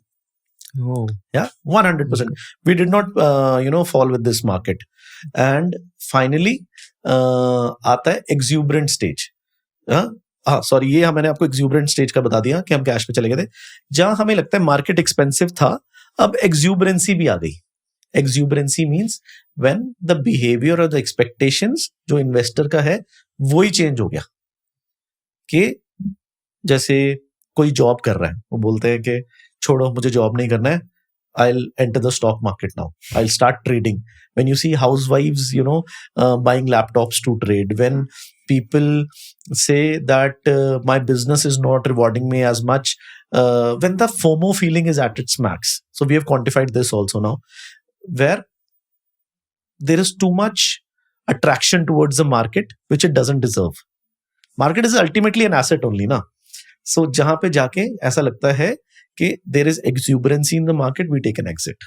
Either we go into cash or liquid or arbitrage funds or gold, that is uncorrelated assets. हम कहीं ना कहीं जाके हम अपना सारा जितना भी होल्डिंग है हम बेच देते हैं. And it is a very easier said than done. I noted this time that आपके पास as a fund manager investors maximum ऊपर जाके आते हैं फोमो फील में, और उस टाइम पे आप उनको मना करना और बोलना कि मैं आपका पैसा कैश में रखूंगा, it's very very difficult. But this is what invested stage is. तो अगर आप देखो वैल्यू, ग्रोथ, क्वालिटी, सेफ्टी, हम इसमें सारे में कर क्या रहे हैं? What are we doing for investors? We are just reducing the beta, nothing else. हम बीटा रिड्यूस कर रहे हैं from riskier investments to very very less risky investments. And that is how I believe. आप देखिए सबसे पहले fear सब maximum था और स्टेज 4 में जब एक्सूबरेंट हुआ ग्रीड मैक्सिमम था. सो जैसे जैसे हम फियर से ग्रीड में जा रहे हैं, हमें फियर जब है मार्केट में तो एक आपको क्वेश्चन है, एक सपोर्ट है जो आपके साथ खड़ा है, उस टाइम पे आपको अपना बीटा बढ़ाना चाहिए. और जैसे जैसे मार्केट में क्या नाम है ग्रीड बढ़ता है, आपको अपना बीटा घटाना चाहिए. That is the entire psychology on which invested AID is based. Though now it is all algorithmised. I do not have a personal say in it. And इसमें at present, what percentage of the entire portfolio would be in cash right now? 0. अच्छा, अभी पूरा invested. 100%. And आपने So from 18th, with the one which we sold on from 12th of December to 16th of December, we bought back again from 18th of February, 14th or 18th of February till early March. And now we are 100% invested.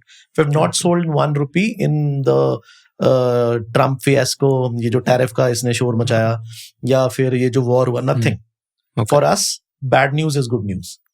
तो आपको लगता है like in the year going forward 2025, तो like markets जो है, cycles जो है, ये even like after all these geopolitical issues which are happening, markets will still like remain stagnant? Will be fantabulous for the Indian markets. Okay, why do you say that? क्या reasons है? देखिए reason आपको आज नहीं समझ आएगा. जब मैं बेचा था ना, सेम क्वेश्चन उधर भी समझ कि क्यों बेच रहे हो, क्या रीजन है. देखिए रीजंस बनते हैं, ठीक है. मार्केट्स जनरली यहाँ पे एक नॉर्मल फ्लो समझिए. 2020 में जब कोविड आया था तब सब बंद हो गया था, सारी इकोनॉमिक एक्टिविटी रुक गई थी. पर वर्ल्ड का सबसे बड़ा बुल रन हमने 7,500 से लेके 18,600 तक उस टाइम पे देखा. मार्केट रीजन बना देती है. Market will create reasons, central governments will reduce. अच्छा चलो मैं आपको लॉजिकल रीजन बताता हूँ. क्या क्या प्रॉब्लम्स थी वर्ल्ड में. सबसे पहले थी inflation. World over inflation solve हो गई है, ठीक है. This is one very big reason. Second, अगर आप देखें हमारे इंडियन गवर्नमेंट ने इतना बड़ा जो टैक्स रेट कट दिया है, इससे 1 लाख से 1,20,000 करोड़ रुपए कंज्यूमर के हाथ में आया है. वो किधर जाएगा? खर्च ही होगा ना. या तो सेव होगा या खर्च होगा. आज की डेट में saving rate is going down by the day, तो खर्च ही होना है. तो all those companies which will be able to take advantage of it will be very very good in the next couple of years. फिर पीछे इतना capex हुआ है, अब उसके रिजल्ट्स दिखने शुरू होंगे. Earning increases will come for all these capex companies, तो आप वो देखेंगे. और जितनी भी हेडविंड्स थी कि यूएस और चाइना की प्रॉब्लम चल रही थी, आप देखिए सॉल्व हो रही है. डोनाल्ड ट्रंप ने I was very very sure कि ये प्रॉब्लम को बढ़ाने नहीं आया, बट किसी भी प्रॉब्लम को सॉल्व करने के लिए पहले एक शो करना पड़ता है, और इसने वो शो करके प्रॉब्लम अपनी सॉल्व कर ली है, ठीक है. तो कहीं ना कहीं एक वर्ल्ड ग्रोथ फिर से चलेगी, जिसमें जो चीजें अभी तक बहुत ही अंडर वैल्यूड है, कि जैसे हम इतने सालों से हम इन्फ्लेशन से लड़ रहे थे, पिछले 4 साल हो गए, 4.5 साल इन्फ्लेशन से लड़ते हुए, आज वो चीज जो सॉल्व हुई है, अब उसके जो रिजल्ट्स हैं ग्लोबल इंटरेस्ट रेट सेंसिटिव्स में या कहीं, वो आपको दिखेंगे ना. तो इन सब चीजों के कारण मुझे लगता है कि नया बुल रन आएगा. वेरी श्योर कि मुझे ऐसा लगता है कि मैंने 2 महीने पहले एक पॉडकास्ट में बोला था, जिस टाइम पे मार्केट 21,900 या 22,000 के करीब था on that day, 4th of March I think it was done, कि आपको 20,000 से पहले 30,000 मार्केट दिखेगा। तो मुझे ऐसा लगता है अभी भी आई होल्ड दैट वो कि आप आई थिंक 25,000 हो गया शायद मार्केट, तो आपको ये 30,000 मार्केट कंजर्वेटिव लेवल पे बहुत जल्दी दिखना चाहिए अगले साल से 1.5 साल के अंदर। 1.5 साल में इतना हो जाएगा? मुझे लगता है। वाओ। सो 25,000, अभी 25,000, तो 30,000, तो आप बोल रहे हो कि 20% निफ्टी लेवल पे जाएगा। हाँ, मुझे लगता है कि इतनी रिटर्न तो अगले 1.5 साल में आनी ही आनी चाहिए। Got it. एंड अगर आपके लाइक टॉप होल्डिंग्स या तो टॉप स्टॉक्स की भी अपन बात करें तो उसमें आपने तो AID फ्रेमवर्क बहुत अच्छे से समझाया, but I was just going through some of the growth PMS fund top 5 holding, जैसे फोर्टिस हेल्थकेयर है, इंडियन होटल्स है, आनंद राठी वेल्थ है, PG इलेक्ट्रोप्लास्ट है, और ऐसे बहुत सारे अलग अलग कंपनीज है। कोई भी एक दो कंपनी उठा के आप बस एक्सप्लेन कर सकते हो कि इनमें क्या देखा, कौन से मेट्रिक्स थे, क्या नंबर्स देखे आपने और फिर इन्वेस्ट किया? देखिए, मैं एग्जैक्ट कंपनी वाइज बात नहीं करूंगा, बट मैं आपको ओवरऑल समझाता हूँ क्यों। क्योंकि इनमें से जो आप ये होल्ड आप ये देख रहे हैं, इनमें से हो सकता है कोई चीज चेंज हो गई। तो जैसे आप देखिए कि अगर आप हॉस्पिटल्स की बात करिए इंडिया में हॉस्पिटल्स को एक हमेशा जनरल एडवांटेज है।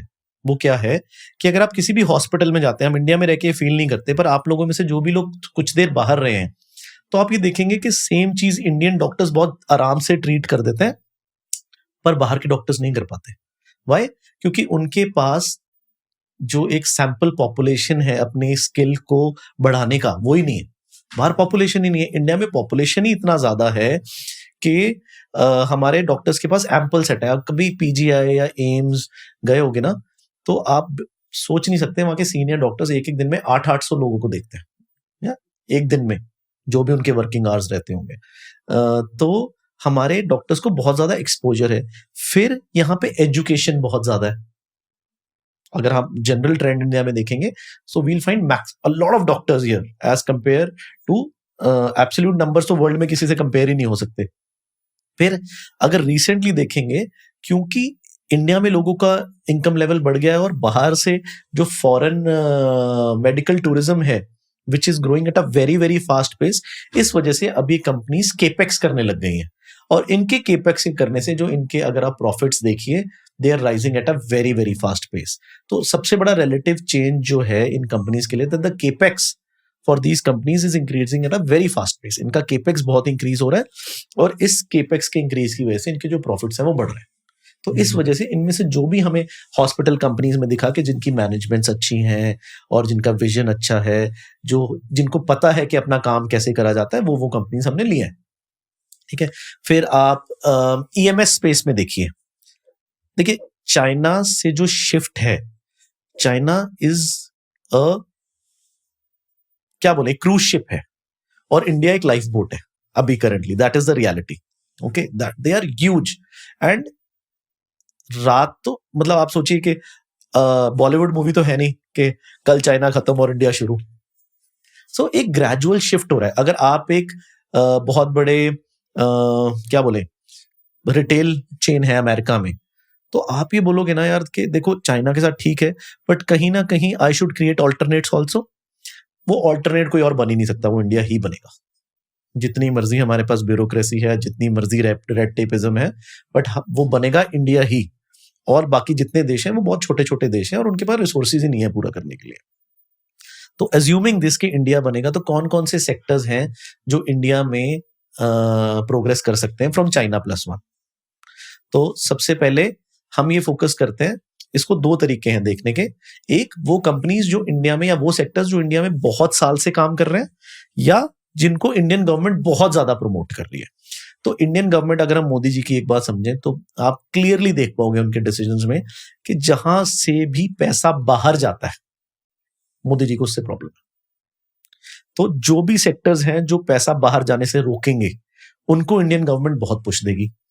हम कुछ साल पहले तक जो मोबाइल्स इंडिया में मंगवाते थे या टीवीज इंडिया में मंगवाते थे, उसमें हमारा मेजर फॉरेन आउटगो था, पता नहीं लगता, क्योंकि तेल को इंपोर्ट करने की जो छत्र छाया है या उसका जो शैडो है, उसमें सब छुप जाता था कि जी ऑयल ही मेन है। ऑयल को छोड़ के बात करते हैं।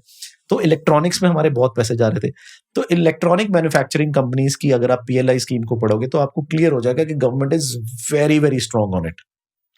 तो जितनी भी EMS स्पेस की कंपनीज हैं, आपको दिखेगा कि वो अच्छी कंपनीज हैं, और उनमें से जो अच्छे हैं, मतलब the managements are good, they are increasing market share, जिन्होंने केपेक्स जल्दी जल्दी किया, the word is quick, if an opportunity is given you have to grab it very quickly. जिन लोगों ने उसको क्विकली ग्रैब किया, या जो इसमें पिछले कुछ टाइम से लगे हुए थे, सबसे बड़ी चीज कुशल कहाँ पे आती है, जिसमें मैं पॉइंट नंबर 1 भी डिस्कस कर रहा था, industries which have been present, कि आज अगर चाइना से शिफ्ट करना है, so I can not come and से कुशल यार एक फार्मा की फैक्ट्री लगा लो, no, industries of companies have to be present for a very very long period of time. जैसे हम ईएमएस की बात कर रहे थे, ऐसे ही सिमिलरली अगर चाइना से कुछ फार्मा शिफ्ट होना है या चाइना से कुछ टेक्सटाइल शिफ्ट होना है, वो क्यों हो सकता है, क्योंकि इंडिया में फार्मा और टेक्सटाइल बहुत सालों से है, they have been there for a very very long period of time, as compared to we do not have a semiconductor factory here right now which has been listed. आपकी जो sector है उसको at least 2-3 decade से अगर present है तो आपको बहुत फायदा हो सकता है। अगर हम देखें, हम फार्मा में स्पेशलिस्ट हैं वर्ल्ड में यार, हमने कोविड के टाइम पूरी दुनिया को वैक्सीन सप्लाई करे हैं, स्टिल जेनरिक जितना है सभी इंडिया में बनता है, और तो कोई बनता ही नहीं है, ब्राजील वगैरह में बनता है, कुछ नहीं है वो इंडिया के सामने।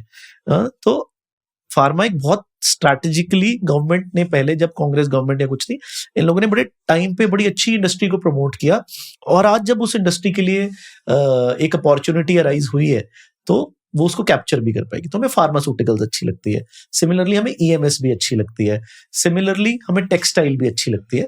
सो अगर आप इसमें देखेंगे तो वो कंपनीज अगेन जो पिछले कुछ टाइम से प्रेजेंट हैं, जिन्होंने यहाँ पे अपना सिक्का जमाया हुआ है, जो पहले भी एक्सपोर्ट कर रही हैं, प्लस वो कंपनीज जिनको गवर्नमेंट अब सपोर्ट दे रही है recently to excel at a very very fast pace. तो ये चाइना +1 में आ गई, तो यही सब कंपनीज आपको दिखेंगी। तीसरी हमें वो कंपनीज अच्छी लगती हैं कि जो पीछे लीडर्स थी पर अच्छे भाव पे मिल रही हैं, ठीक है, जिनमें द रन इज इंटैक्ट, या वो कंपनीज हमें बेटर लगती हैं। जैसे लाइक एग्जांपल्स, जैसे आप देखिए कि आपको एबीबी 9000 वाली 4500 पे मिल रही थी, तो अब आपको पता है कि it is leader in what it does. तो अगर 9000 से 4500 पे मुझे मिल रही है और मुझे अर्निंग्स विजिबिलिटी साथ में दिखती है, तो इट्स ऑल राइट। इंडिया में केपेक्स तो अभी शुरू ही हुआ है, अभी केपेक्स की अगले 5-7 साल कोई प्रॉब्लम नहीं है। आप जिधर भी जाएंगे आपको दिखेगा रोड्स खुदे हुए हैं, काम हो रहा है, इलेक्ट्रिसिटी आ रही है। तो अगले कुछ 4-5 साल, और स्पेशली इस गवर्नमेंट के साथ, we are not discussing something political, we are just discussing a mindset. Their mindset is very very simple, they like to invest in capex, and if the government is investing in capex, so should you. And 2 questions here. When you say earnings visibility, तो आप you mean like profit after tax growth year on year should be consistent, is that the understanding? No, by earnings visibility I mean कि पिछले कुछ सालों में क्या काम हुआ है।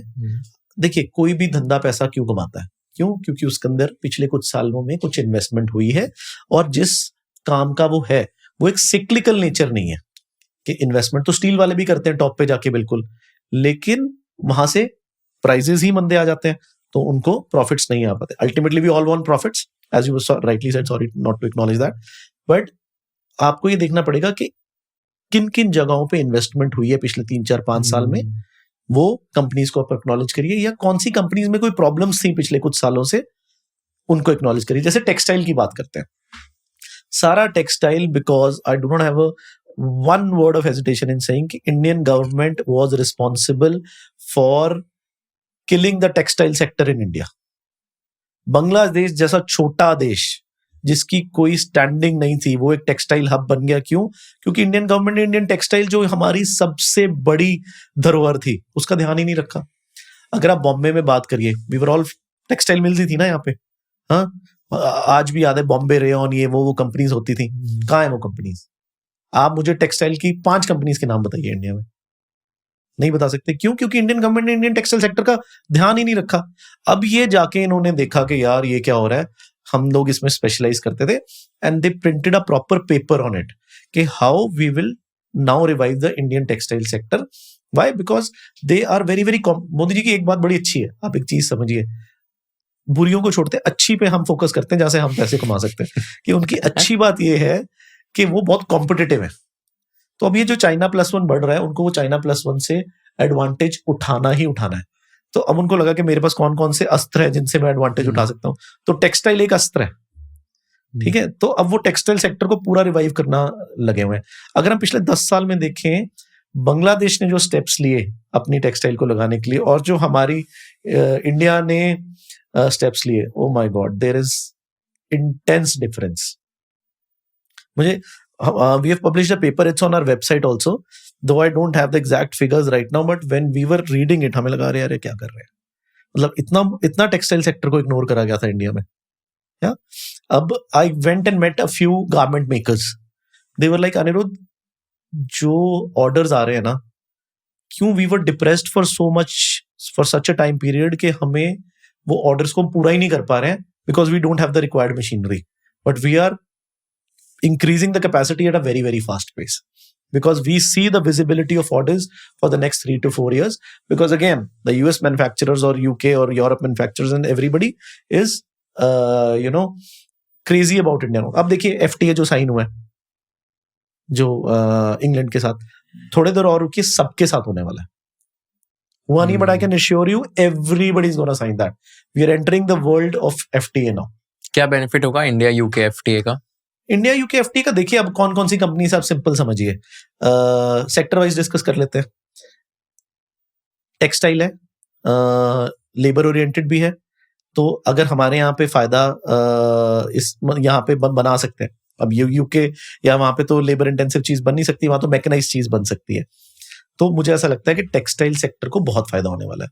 सिमिलरली, मैं नाम नहीं लूंगा, बट एक कंपनी है इंडिया में ऑटो की, I am very bearish on the auto sector, I don't like auto sector. Why? Because मुझे ऐसा लगता है all these companies will now enter India, but because of US UK FTA, there is this one company which produces the most I would say, क्या बोलते हैं, jewellery cars,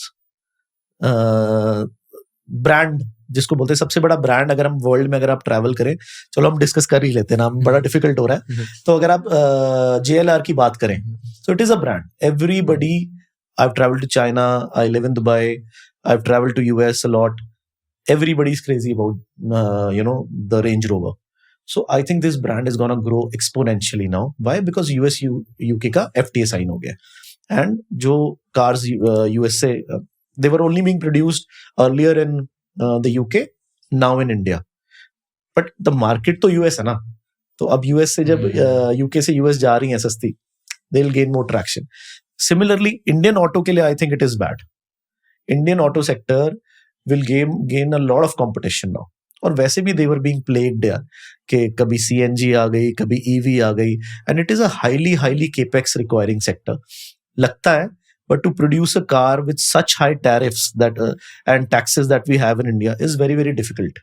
Yeah, so I am not bullish on the auto sector, but again, I'm bullish on maybe Tata Motors, and I'm bullish on the textile sector. Similarly, आप सबके साथ देखिए कि कौन कौन से सेक्टर्स में FTA से फायदा हो सकता है.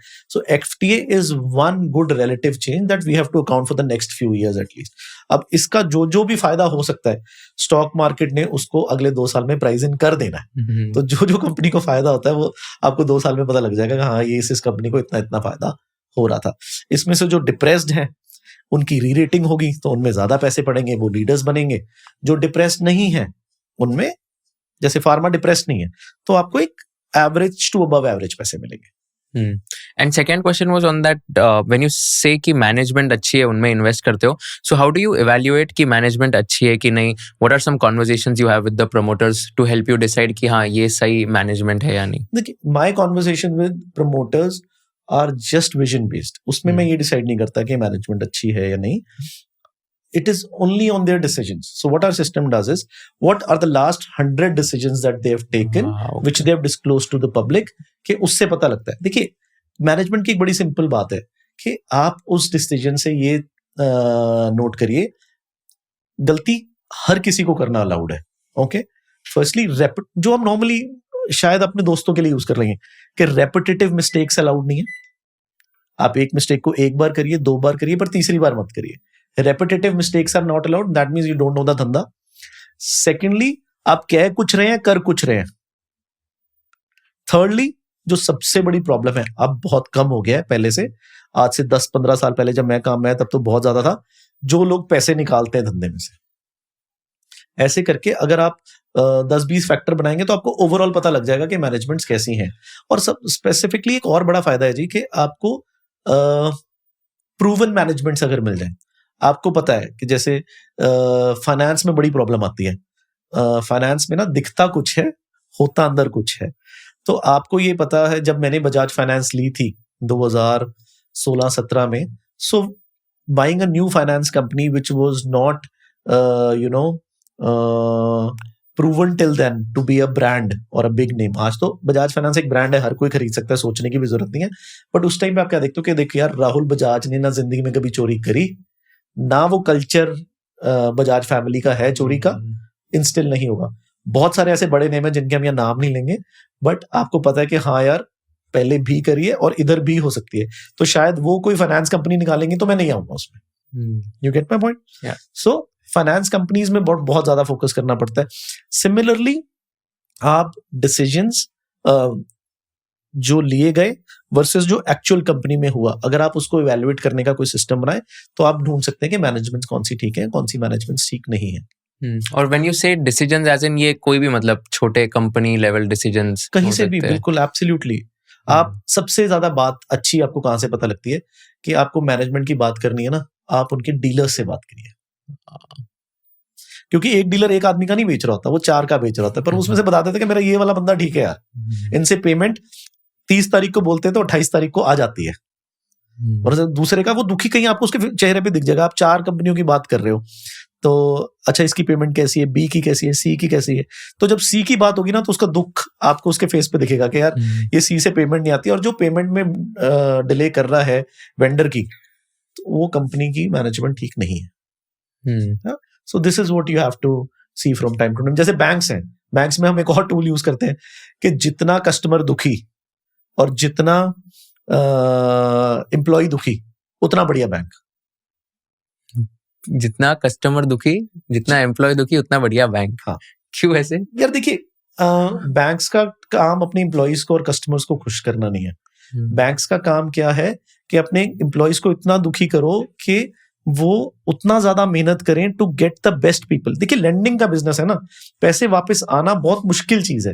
तो अगर आप शुरू में मेहनत नहीं करोगे, आपके एम्प्लॉय शुरू में मेहनत नहीं करेंगे, अगर आप सारी पीएसयूज की तरह पावर्स अपने एम्प्लॉय लेवल पे दे दोगे और वो पैसे बना के मोटे होके खुश होंगे, तो आपको प्रॉब्लम आएगी। एक कल्चर एचडीएफसी बैंक का आता है जिसमें आपको एक गाड़ी भी लेनी है और आपकी बैंक के पास बड़ी एफडी पड़ी है, तो भी जो आपका लोकल बैंक मैनेजर है वो आपको बोल दे कि सर मैं करवा देता हूं, पर वो खुद उसके पास पावर नहीं है कि वो आपका लोन सैंक्शन कर दे।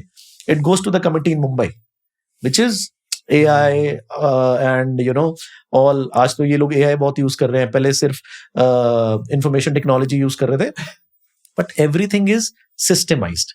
So if the branch manager is not having power तो वो दुखी है, तो जिसके एम्प्लॉयज दुखी उतना बढ़िया bank. And then customers also. अब एक कस्टमर है वो बोल रहा है कि मुझे लोन दे दो, या फिर एक कस्टमर है वो बोलता है दूसरी साइड के मुझे चार्जेस लगा दिए। ठीक है ना, लगा दिए, बैंक की इनकम तो बढ़ रही है ना।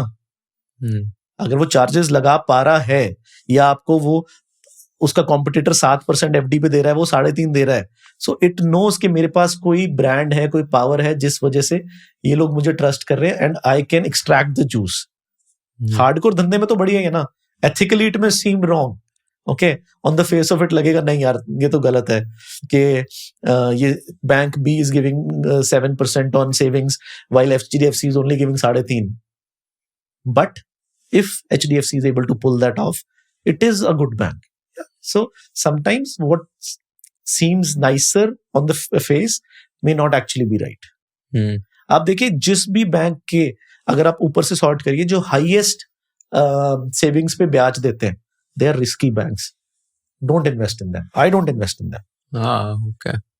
And कहीं से उनको महंगा पैसा चाहिए ना। Yeah. एंड उसमें फिर रिस्क ज्यादा हो जाएगी in terms of recovery and all, तो उसको मतलब कहीं डेस्परेट है ना, डिफॉल्ट रेट्स भी बढ़ जाएंगे, राइट? एब्सोल्युटली। जो महंगा ले रहा है वो महंगा देगा, जो महंगा देगा जिसको देगा सामने वाला वही महंगा लेगा ना जिसने वापस नहीं करने। Correct. In fact I was talking to one BFSI expert last week, उनके साथ पॉडकास्ट किया था, and he mentioned this very beautiful thing कि जो भी माइक्रो फाइनेंस इंस्टीट्यूशंस भी होते हैं वो लेंड करते हैं बहुत हाई इंटरेस्ट रेट्स पे, like the interest rates go up to 25%, 28% per annum, and उनके कॉस्ट ऑफ बोरोइंग भी बहुत ज्यादा होता है. तो in these cases the default rates, NPA rates, like they go off the roof, and most likely कि इसमें मतलब ये बहुत रिस्की बिजनेस है टू इन्वेस्ट इन. एंड वो मतलब एग्जांपल्स बता रहे थे of some banks, they have lost a lot of money. Every bank has lost, every bank has lost. मुझे तो कोई है ही नहीं पता कि जिसने इसमें पैसे कमाए हो. और कुछ बैंक्स होते हैं वो जाके जब पैसे बनते हैं वो जाके और BFSI इंस्टीट्यूट खरीद लेते हैं. तो मेरे हिसाब से BFSI तो इतना है कि जितना गवर्नमेंट की रेगुलेशन है बस उसको मीट करते रहो, बाकी अपना दूसरी तरह की लैंडिंग है, specially starting with the best which is retail lending and then you know commercial lending and all, वो ज्यादा करते हैं. तो आपका देन टोटल जितना भी AUM है उसमें से कितना कौन से सेक्टर में स्प्लिट होगा परसेंटेज वाइज? देखिए हमारा एक रूल है बड़ा सिंपल कि हम किसी भी स्टॉक को अगर देखें तो we do not buy initially a stock more than 4% of our portfolio. Okay, so we'll have 25 stocks, none will be more than 4%, और 25 to 30 के बीच में वेरी करता है. But if we find something extraordinary, जैसे मजगांव जब आया था it came 6% because we were able to spot कि एक्स्ट्राऑर्डिनरी ऑर्डर्स मिल रहे हैं. Then as a sector we'll never buy something more than 20%. Yeah, we try not to, but if again there is an extraordinary sector, we may scale it up to 33%. Yeah, when we are buying, खुद बढ़ के वो 50% of the portfolio हो जाए, doesn't matter for us. Yeah, we never trim our winners, never ever trim our winners. So 600 पे जो quantity खरीदी थी मजगांव डॉक की, 7000 पे भी वही है. This I'm talking about post.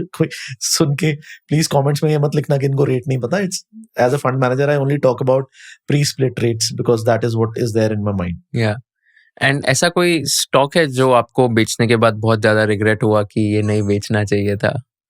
ऐसे हुआ है आपकी जर्नी में? So कभी-कभी क्या होता है ना, when we shift from one stage to other, for example we shifted from growth to quality back in September, but our system was, there was a bias that I made that I need to prolong it, but my system said we had to shift in around May or June. For उस time period पे अगर आपकी ये जो shift का जो time period है अगर गलत हो गया ना तो टोटल डिसीजन ही गलत हो जाता है. So we lost some money there. But saying that उस टाइम पे जो हमने स्टॉक्स बेचे, चाहे वो हमने अपनी डिफेंस बेची, चाहे रेलवेज बेची, एक बार उसके कुछ स्टॉक्स बेचे, आई रिग्रेट कि नहीं मुझे नहीं बेचने चाहिए थे, because ultimately the relative change I believe वो still impact. When I used to ask कि रिलेटिव चेंज है तो रिलेटिव चेंज तो दिखता था, बट बिकॉज जहां बेचने थे वहां से आप लेट हो गए तो एक कंपेल्ड डिसीजन हुआ rather than a intelligent decision. So हाँ ये चीजें हो जाती हैं from time to time, but yes from there we learn that decisions from shifting from one stage to the other should not be one point based. They should be spread over a period of time. Yeah, fair. Yeah. And so अगर हमें इसमें बोले to again कि अगर आपको कोई stock आप own कर रहे हो जिसमें आपको लगता है कि टेम्परेरली महंगा भी हो गया, but in the long run the relative change is still unfolding, ठीक है, तो आप उसको रख सकते हो. जैसे सपोज करिए the defence industry, the relative change is still unfolding for the next 5-7 years, तो आप उसको रख सकते हो. You don't need to sell even if it comes down 30-40-50%, no problem. But if you think कि हाँ बहुत जल्दी रिकवर कर जाएगा, क्यों? क्योंकि the relative change is still there and it is still in the process. आपको दिख रहा है ऑर्डर बुक तो रुक ही नहीं रही, तो स्टॉक कैसे रुक सकता है? And do you also invest in IPOs, and IPOs में आपने like you've made some returns. We don't do IPOs. IPOs बिल्कुल नहीं. And आपने पहले भी कभी अपने पर्सनल इन्वेस्टिंग जर्नी में IPOs में नहीं किया था? Any specific reason? मुझे ऐसा लगता है that you know again I have a rule that I would not like to, कहते हैं ना कि मैं रोटी को अपनी ना तो बहुत गर्म ना बहुत ठंडी, मैं आराम से मीडियम उस पे खाना पसंद करता हूँ. तो मुझे ऐसा लगता है कि लिस्टेड कंपनीज इतनी सारी हैं कि उन्हीं की रिसर्च खत्म कर लें तो बहुत बेटर है. क्योंकि आईपीओस के साथ एक आप बायस समझ लीजिए, एक्सपीरियंस समझ लीजिए. मुझे ऐसा लगता है कि बहुत ही कम IPOs, not more than 10% of the IPOs जो कि एक अच्छे भाव पे आते हैं. आईपीओस जनरली, अब तो आप समझिए, आज आप एक ये करते हैं, कल आप अगर इसको बहुत बड़ा करना चाहते हैं तो आप सबसे पहले पब्लिक फंड, प्राइवेट फंडिंग लेंगे, करके उसके स्टेज 1, स्टेज 2, स्टेज 3 करके उसको महंगा करेंगे. उसके बाद जब ऑफलोड करनी होगी यानी कि कंपनी आपकी उसके बाद भी बढ़ती रहेगी बिकॉज आप काम अच्छा कर रहे हैं, प्रॉफिट। बट जब मार्केट में इनिशियली जब आईपीओ के साथ आती है ना, तो महंगी आती है, ठीक है, डिजाइन्ड भी आती है। समझिए, आईपीओ में हर आदमी कहता है कि आईपीओ आ रहा है, सेल्स मैक्सिमम दिखा, थोड़ा प्रॉफिट ज्यादा भी दिखा देगा, क्या हुआ, आईपीओ से तो पैसे वापस मिल ही जाने। You can it is a reality.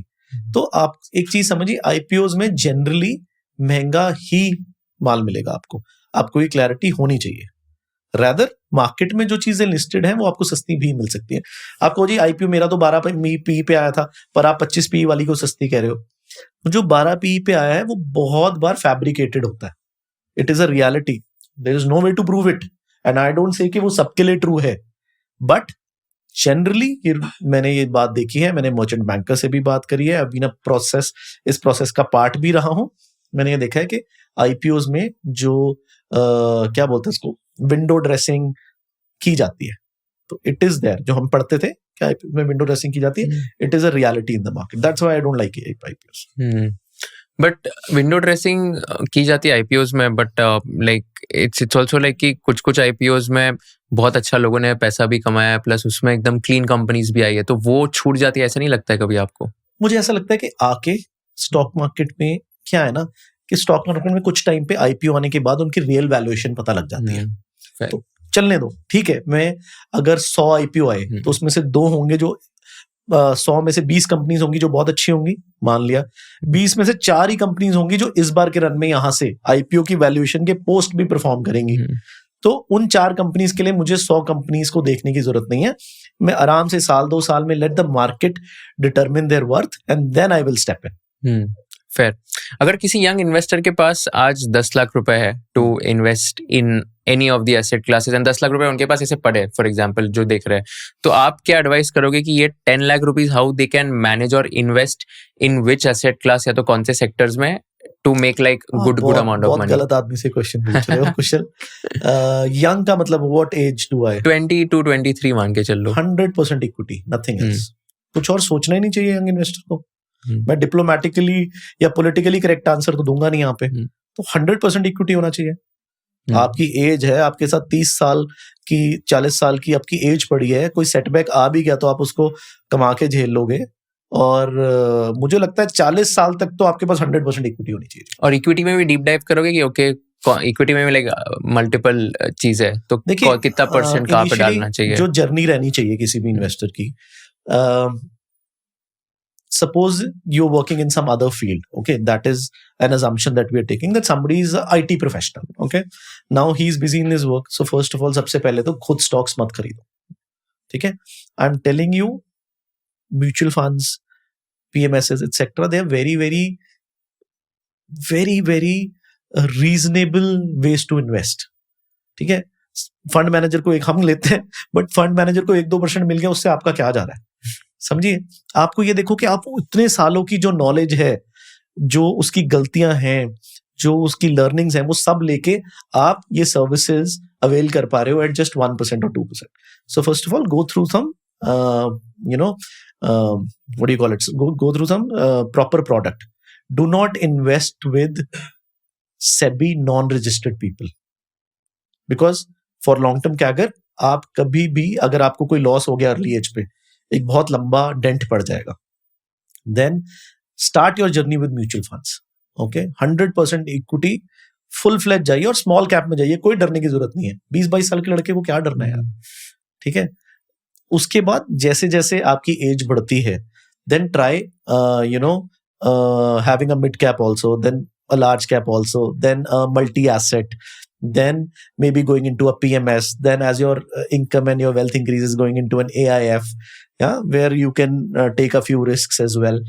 And this is how your journey should be. And then maybe along the way add in some gold, maybe buy a flat for yourself, yeah. So this is how you diversify. But initially I believe it should be all equity. People say that a home is very very necessary, this, that. I don't believe in it. I still today I have just 2 homes, and one for my mother, one for my wife, after having a good fund of my own. All my offices, wherever I have them all over India, are all rented. Because मैं 2-2.5-3% पे अपना पैसा क्यों खराब करूं when our fund is doing so good. And there is no other way about it that your age till 40-45 should only focus on your CAGR returns, nothing else. बीच में झटके भी आएंगे, but that's all right, they are a part of the journey and you should just focus one way. इसको कहते हैं ना, like a horse, you should not see anything else, you should just see your CAGR. तो आपको घर खरीदने के time ऐसा नहीं लगा कि इसमें तो यील्ड बहुत कम रहेगी, रेंट कर लेते बेटर होता? देखिए, जो मैंने पहला घर मेरे फादर ने लिया मेरे मदर के लिए, जब वो एक पर्टिकुलर से if he was able to reach say 100 rupees, he bought that house for 2 rupees. Okay. Yeah, so that's okay. It's 2% like, it was like of an the net expense. worth. To 5% also, 10% also is okay. मुझे लगता है 10% में आप खरीद लीजिए, कोई 20 में भी कर ले तो is not bad, इससे ज्यादा मत करिए, मुझे ऐसा लगता है. Then when I bought के दुबई में रेंटल यील्ड ही इतनी ज्यादा है कि जितने में रेंटल यील्ड है उतने में I am able to finance this house. And why to give my payments as a rent rather than I can give them as EMIs. So if I have the initial down payment, no problem. अच्छा, rental yield ज्यादा है Dubai में? 8%. 8%? ये residential real estate की बात कर रहे हैं? Oh wow. And commercial real estate का कितना होगा? इतना ही है. अच्छा, सेम है. ओके. मुंबई में residential is around 2-2.5% and commercial is 7-8%. मतलब मुंबई में तो मुझे समझ ही नहीं आता. एक तो आप फ्लैट खरीद रहे हो, ठीक है, पहली चीज, which is going to increase in value, but अगर हम एमेनिटीज जो आज आपके पास होंगी, 20 साल वाला बाद जो घर आएगा उसके पास हर चीज आज से बेटर होगी. The structure will get weaker by the day, और अब 2-2.5% तो सारा आ रहा है. तो except that emotional value which people say, I don't think anything else is there in real estate. Fair. And इसमें अगर कोई यंग इन्वेस्टर जो देख रहे हैं, आप उनको क्या रेकमेंड करोगे to learn investing? What are like some resources या बुक्स यू वुड रेकमेंड कि ये पढ़ लो तो एटलीस्ट आपकी इन्वेस्टिंग जर्नी अच्छे से शुरू हो सकती है? देखिए, इसका बड़ा एक सिंपल रूल है. First of all, don't shy away from कॉपिंग. आप जिसको लोग कॉपिंग कहते हैं, वो एक इंस्पिरेशन भी तो है ना. आप ये देखिए कि दूसरे सक्सेसफुल लोग क्या कर रहे हैं. तो फर्स्ट रिसोर्स जो मैं बोलूंगा, वो जहां पे मैं बैठा हूं, listen to people like Kushal who have got amazing podcast and are increasing the value. Because सुनना, I think reading से एक easier चीज है. You can go and do it in your car while traveling in the metro. College से घर आ रहे हो, उस टाइम पे आप सुन सकते हो. So podcasts is one. Second thing is that अगर हम बुक्स की बात करें, few books that have changed my life in terms of work is one One Upon Wall Street. I think उससे अच्छी कोई बुक बनी नहीं है आज तक. I consider it as the Gita of stock market. And then something that has really helped me out of all the books is this How to Win Friends and Influence People by Dale Carnegie. It is generally it changes your approach towards life. It is just Gita decoded into modern life in a simpler way. Yeah. And then I was not a very big fan of the Benjamin Graham books, which everybody likes. I didn't find them very, very interesting. Intelligent Investor. No, I didn't like it. I didn't have to take the name, but I didn't like it that much. क्यों? मुझे ऐसा लगता है बहुत it is more towards I would say it may influence your way of thinking the other way. कि आप कुछ different करना चाहते हो, आप फिर वो क्राउड के साथ मिल गए कि इसको तो ऐसे ही देखना है, because it is a very well written book, but फिर आपका डिफरेंट देखने का जो नजरिया है वो नहीं. Read a lot of books on behavioural finance, because market में जो बिहेवियरल फाइनेंस है ना, this juggling between greed and fear is the biggest force out there in the market. अगर आप इसको डिटरमिन कर लो and you are able to control your senses in this greed and fear. अब 22,000 market पे सबको डर था, अब 25,000 मार्केट पे किसी को डर नहीं लग रहा. थोड़े दिन पहले इंडिया पाकिस्तान के टाइम हर आदमी ये डरा हुआ था कि न्यूक्लियर वॉर तो होगा ही होगा एंड दिस एंड दैट. अरे कुछ नहीं होता. these are all moments of fear which you have to exploit. And when things seem very, very rosy, when things are like that, wow, बहुत अच्छे पैसे बने आपको भी, और स्टूडियो में जितने बैठे हैं सबको पैसे बने, एंड एवरीबडी शाम पे cocktail theory sets into it. So that is a time to be cautious. So read books on behavioral finance. Parag Parikh's sir's book, I don't remember the name, but I read it very early. It is also a very good book. Somewhere, I believe, technical analysis for the long terms. छोटी छोटी चीजें नहीं, breakout ये वो नहीं, stop losses in चीजों के लिए नहीं, but overall technical analysis can also help U shape your strategy a bit. Has helped me initially. I believe one more thing I would like to tell people is don't look at charts. Charts वो ही बोलेंगे जो आप उनसे बुलवाना चाहते हैं. Whatever you want to find in charts, you'll be able to find them. Yeah, that is how they are made, and that is how they correlate with normal investor psychology. So long term देखिए, data use करिए. Try finding resources on Microsoft Excel for somebody to begin with. Excel, and then languages like C++ or Java and Python will be very, very helpful. One resource that I would like everybody to incorporate, कि use करो ही करो, कोई भी, चाहे आपको DeepSeek अच्छा लगता है, चाहे आपको ChatGPT अच्छा लगता है, उसको अपनी लाइफ में उसको अगर आप सिंपल चीज समझिए, अगर आज आप उसको यूज नहीं कर रहे हैं कुशल, तो आप कुछ लोगों से पीछे रह रहे हैं. आप अपने ईमेल के रिप्लाई करने के लिए 15 मिनट लगा रहे हैं और मैं उसके लिए 1 मिनट लगा रहा हूं. तो आपको ये चीजें देखनी पड़ेंगी कि ये टूल्स रियलिटी हैं और आपको बहुत हेल्प कर सकते हैं आने वाले टाइम में, अपने बिजनेसेस में, सब में आप इनको यूज करिए. आपने बताया एक्सेल के रिसोर्सेज, तो क्या एग्जैक्टली एक्सेल में एक्सेल आप किसी भी तरह, देखो सबसे बड़ा वर्ल्ड में जो रिसोर्स है ना, वो इस टाइम पे यूट्यूब है. आप यूट्यूब से पढ़ के कुछ भी बन सकते हो. आपको पता होना चाहिए कि आप, जब मैंने कोडिंग शुरू करी थी, मुझे कोडिंग का सी भी नहीं आता था, coming from a finance background. Okay, मुझे एक्सेल के फॉर्मूलाज भी नहीं आते थे बैक इन 2008 प्रॉपर्ली. जो कॉलेज में सीखे थे, बट एडवांस फॉर्मूलाज या VBAs वगैरह लिखने नहीं आते थे, पर यूट्यूब से सीख के कर लिया. स्लो एंड स्टडी बनता है, but YouTube is I think one of the best resources out there. Got it. And ऐसा कोई एक स्पेसिफिक स्टॉक है जो सब बता रहे थे आपके पूरे इंडस्ट्री में कि this is not going to increase, या ये तो नीचे ही जाने वाला है, बट आपने वो कॉन्ट्रेरियन बेट लिया and then you made a lot of money.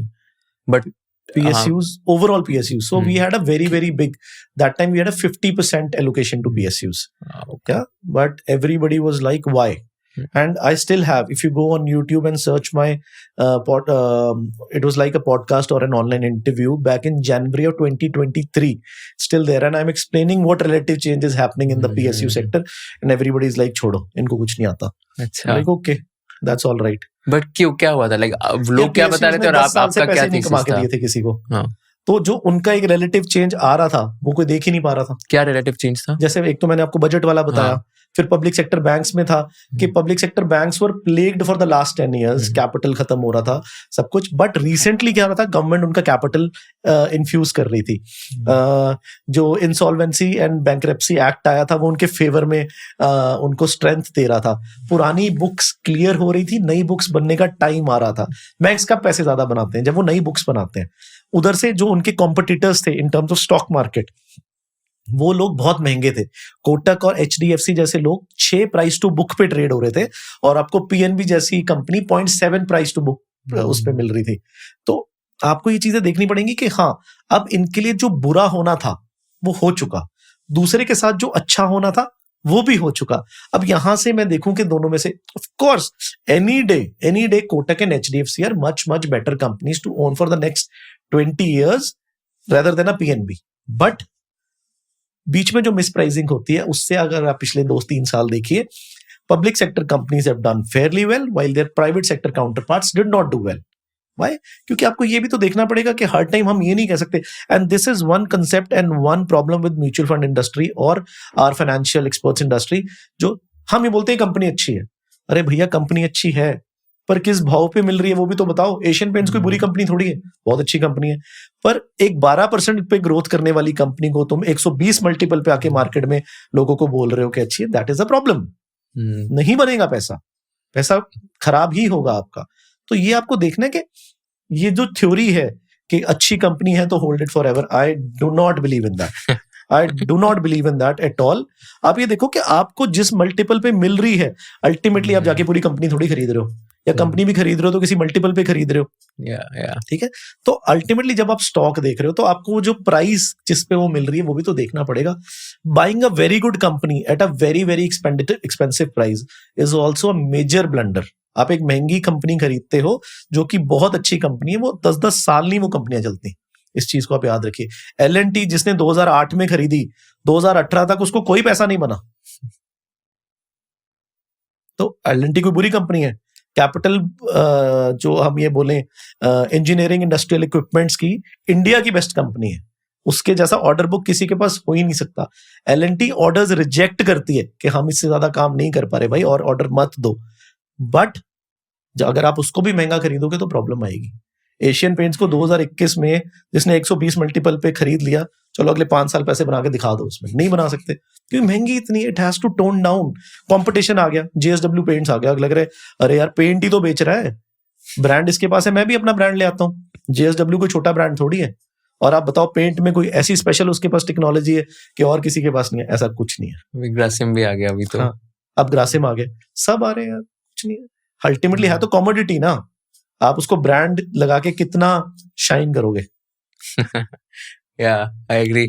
So, I think don't buy very expensive. yeah. Reasonably expensive चलता है जिसको ग्रोथ एनकाउंटर कर पाए. तो पेग रेशियो एक बहुत अच्छी चीज है कुशल, जो हमारे बढ़ेंगे जो इन्वेस्टर्स हैं उनको देखनी चाहिए. पेग पे देखो चीज को. PEG ratio is price earnings to growth ratio. Price earnings to growth. और कितना मतलब आइडियल ऐसे कुछ डिफरेंट number है सेक्टर्स के लिए डिफरेंट क्या होगा अलग अलग सेक्टर जैसे जो कमोडिटीज में तो लगता ही नहीं है. ओके, कमोडिटीज का तो आप सिंपल चीज समझिए. जब कमोडिटीज को प्रॉफिट्स आ रहे हैं आपको उनको बेचना है, जब उनको लॉसेस आ रहे हैं तब आपको उनको खरीदना है. और इसके साथ एडिंग के आपको ये जरूर देखना है कि मतलब कमोडिटीज में आपको साइकिल का पता होना चाहिए. अगर आपको साइकिल मिसरीड कर लिया आपने कमोडिटीज में तो प्रॉब्लम है.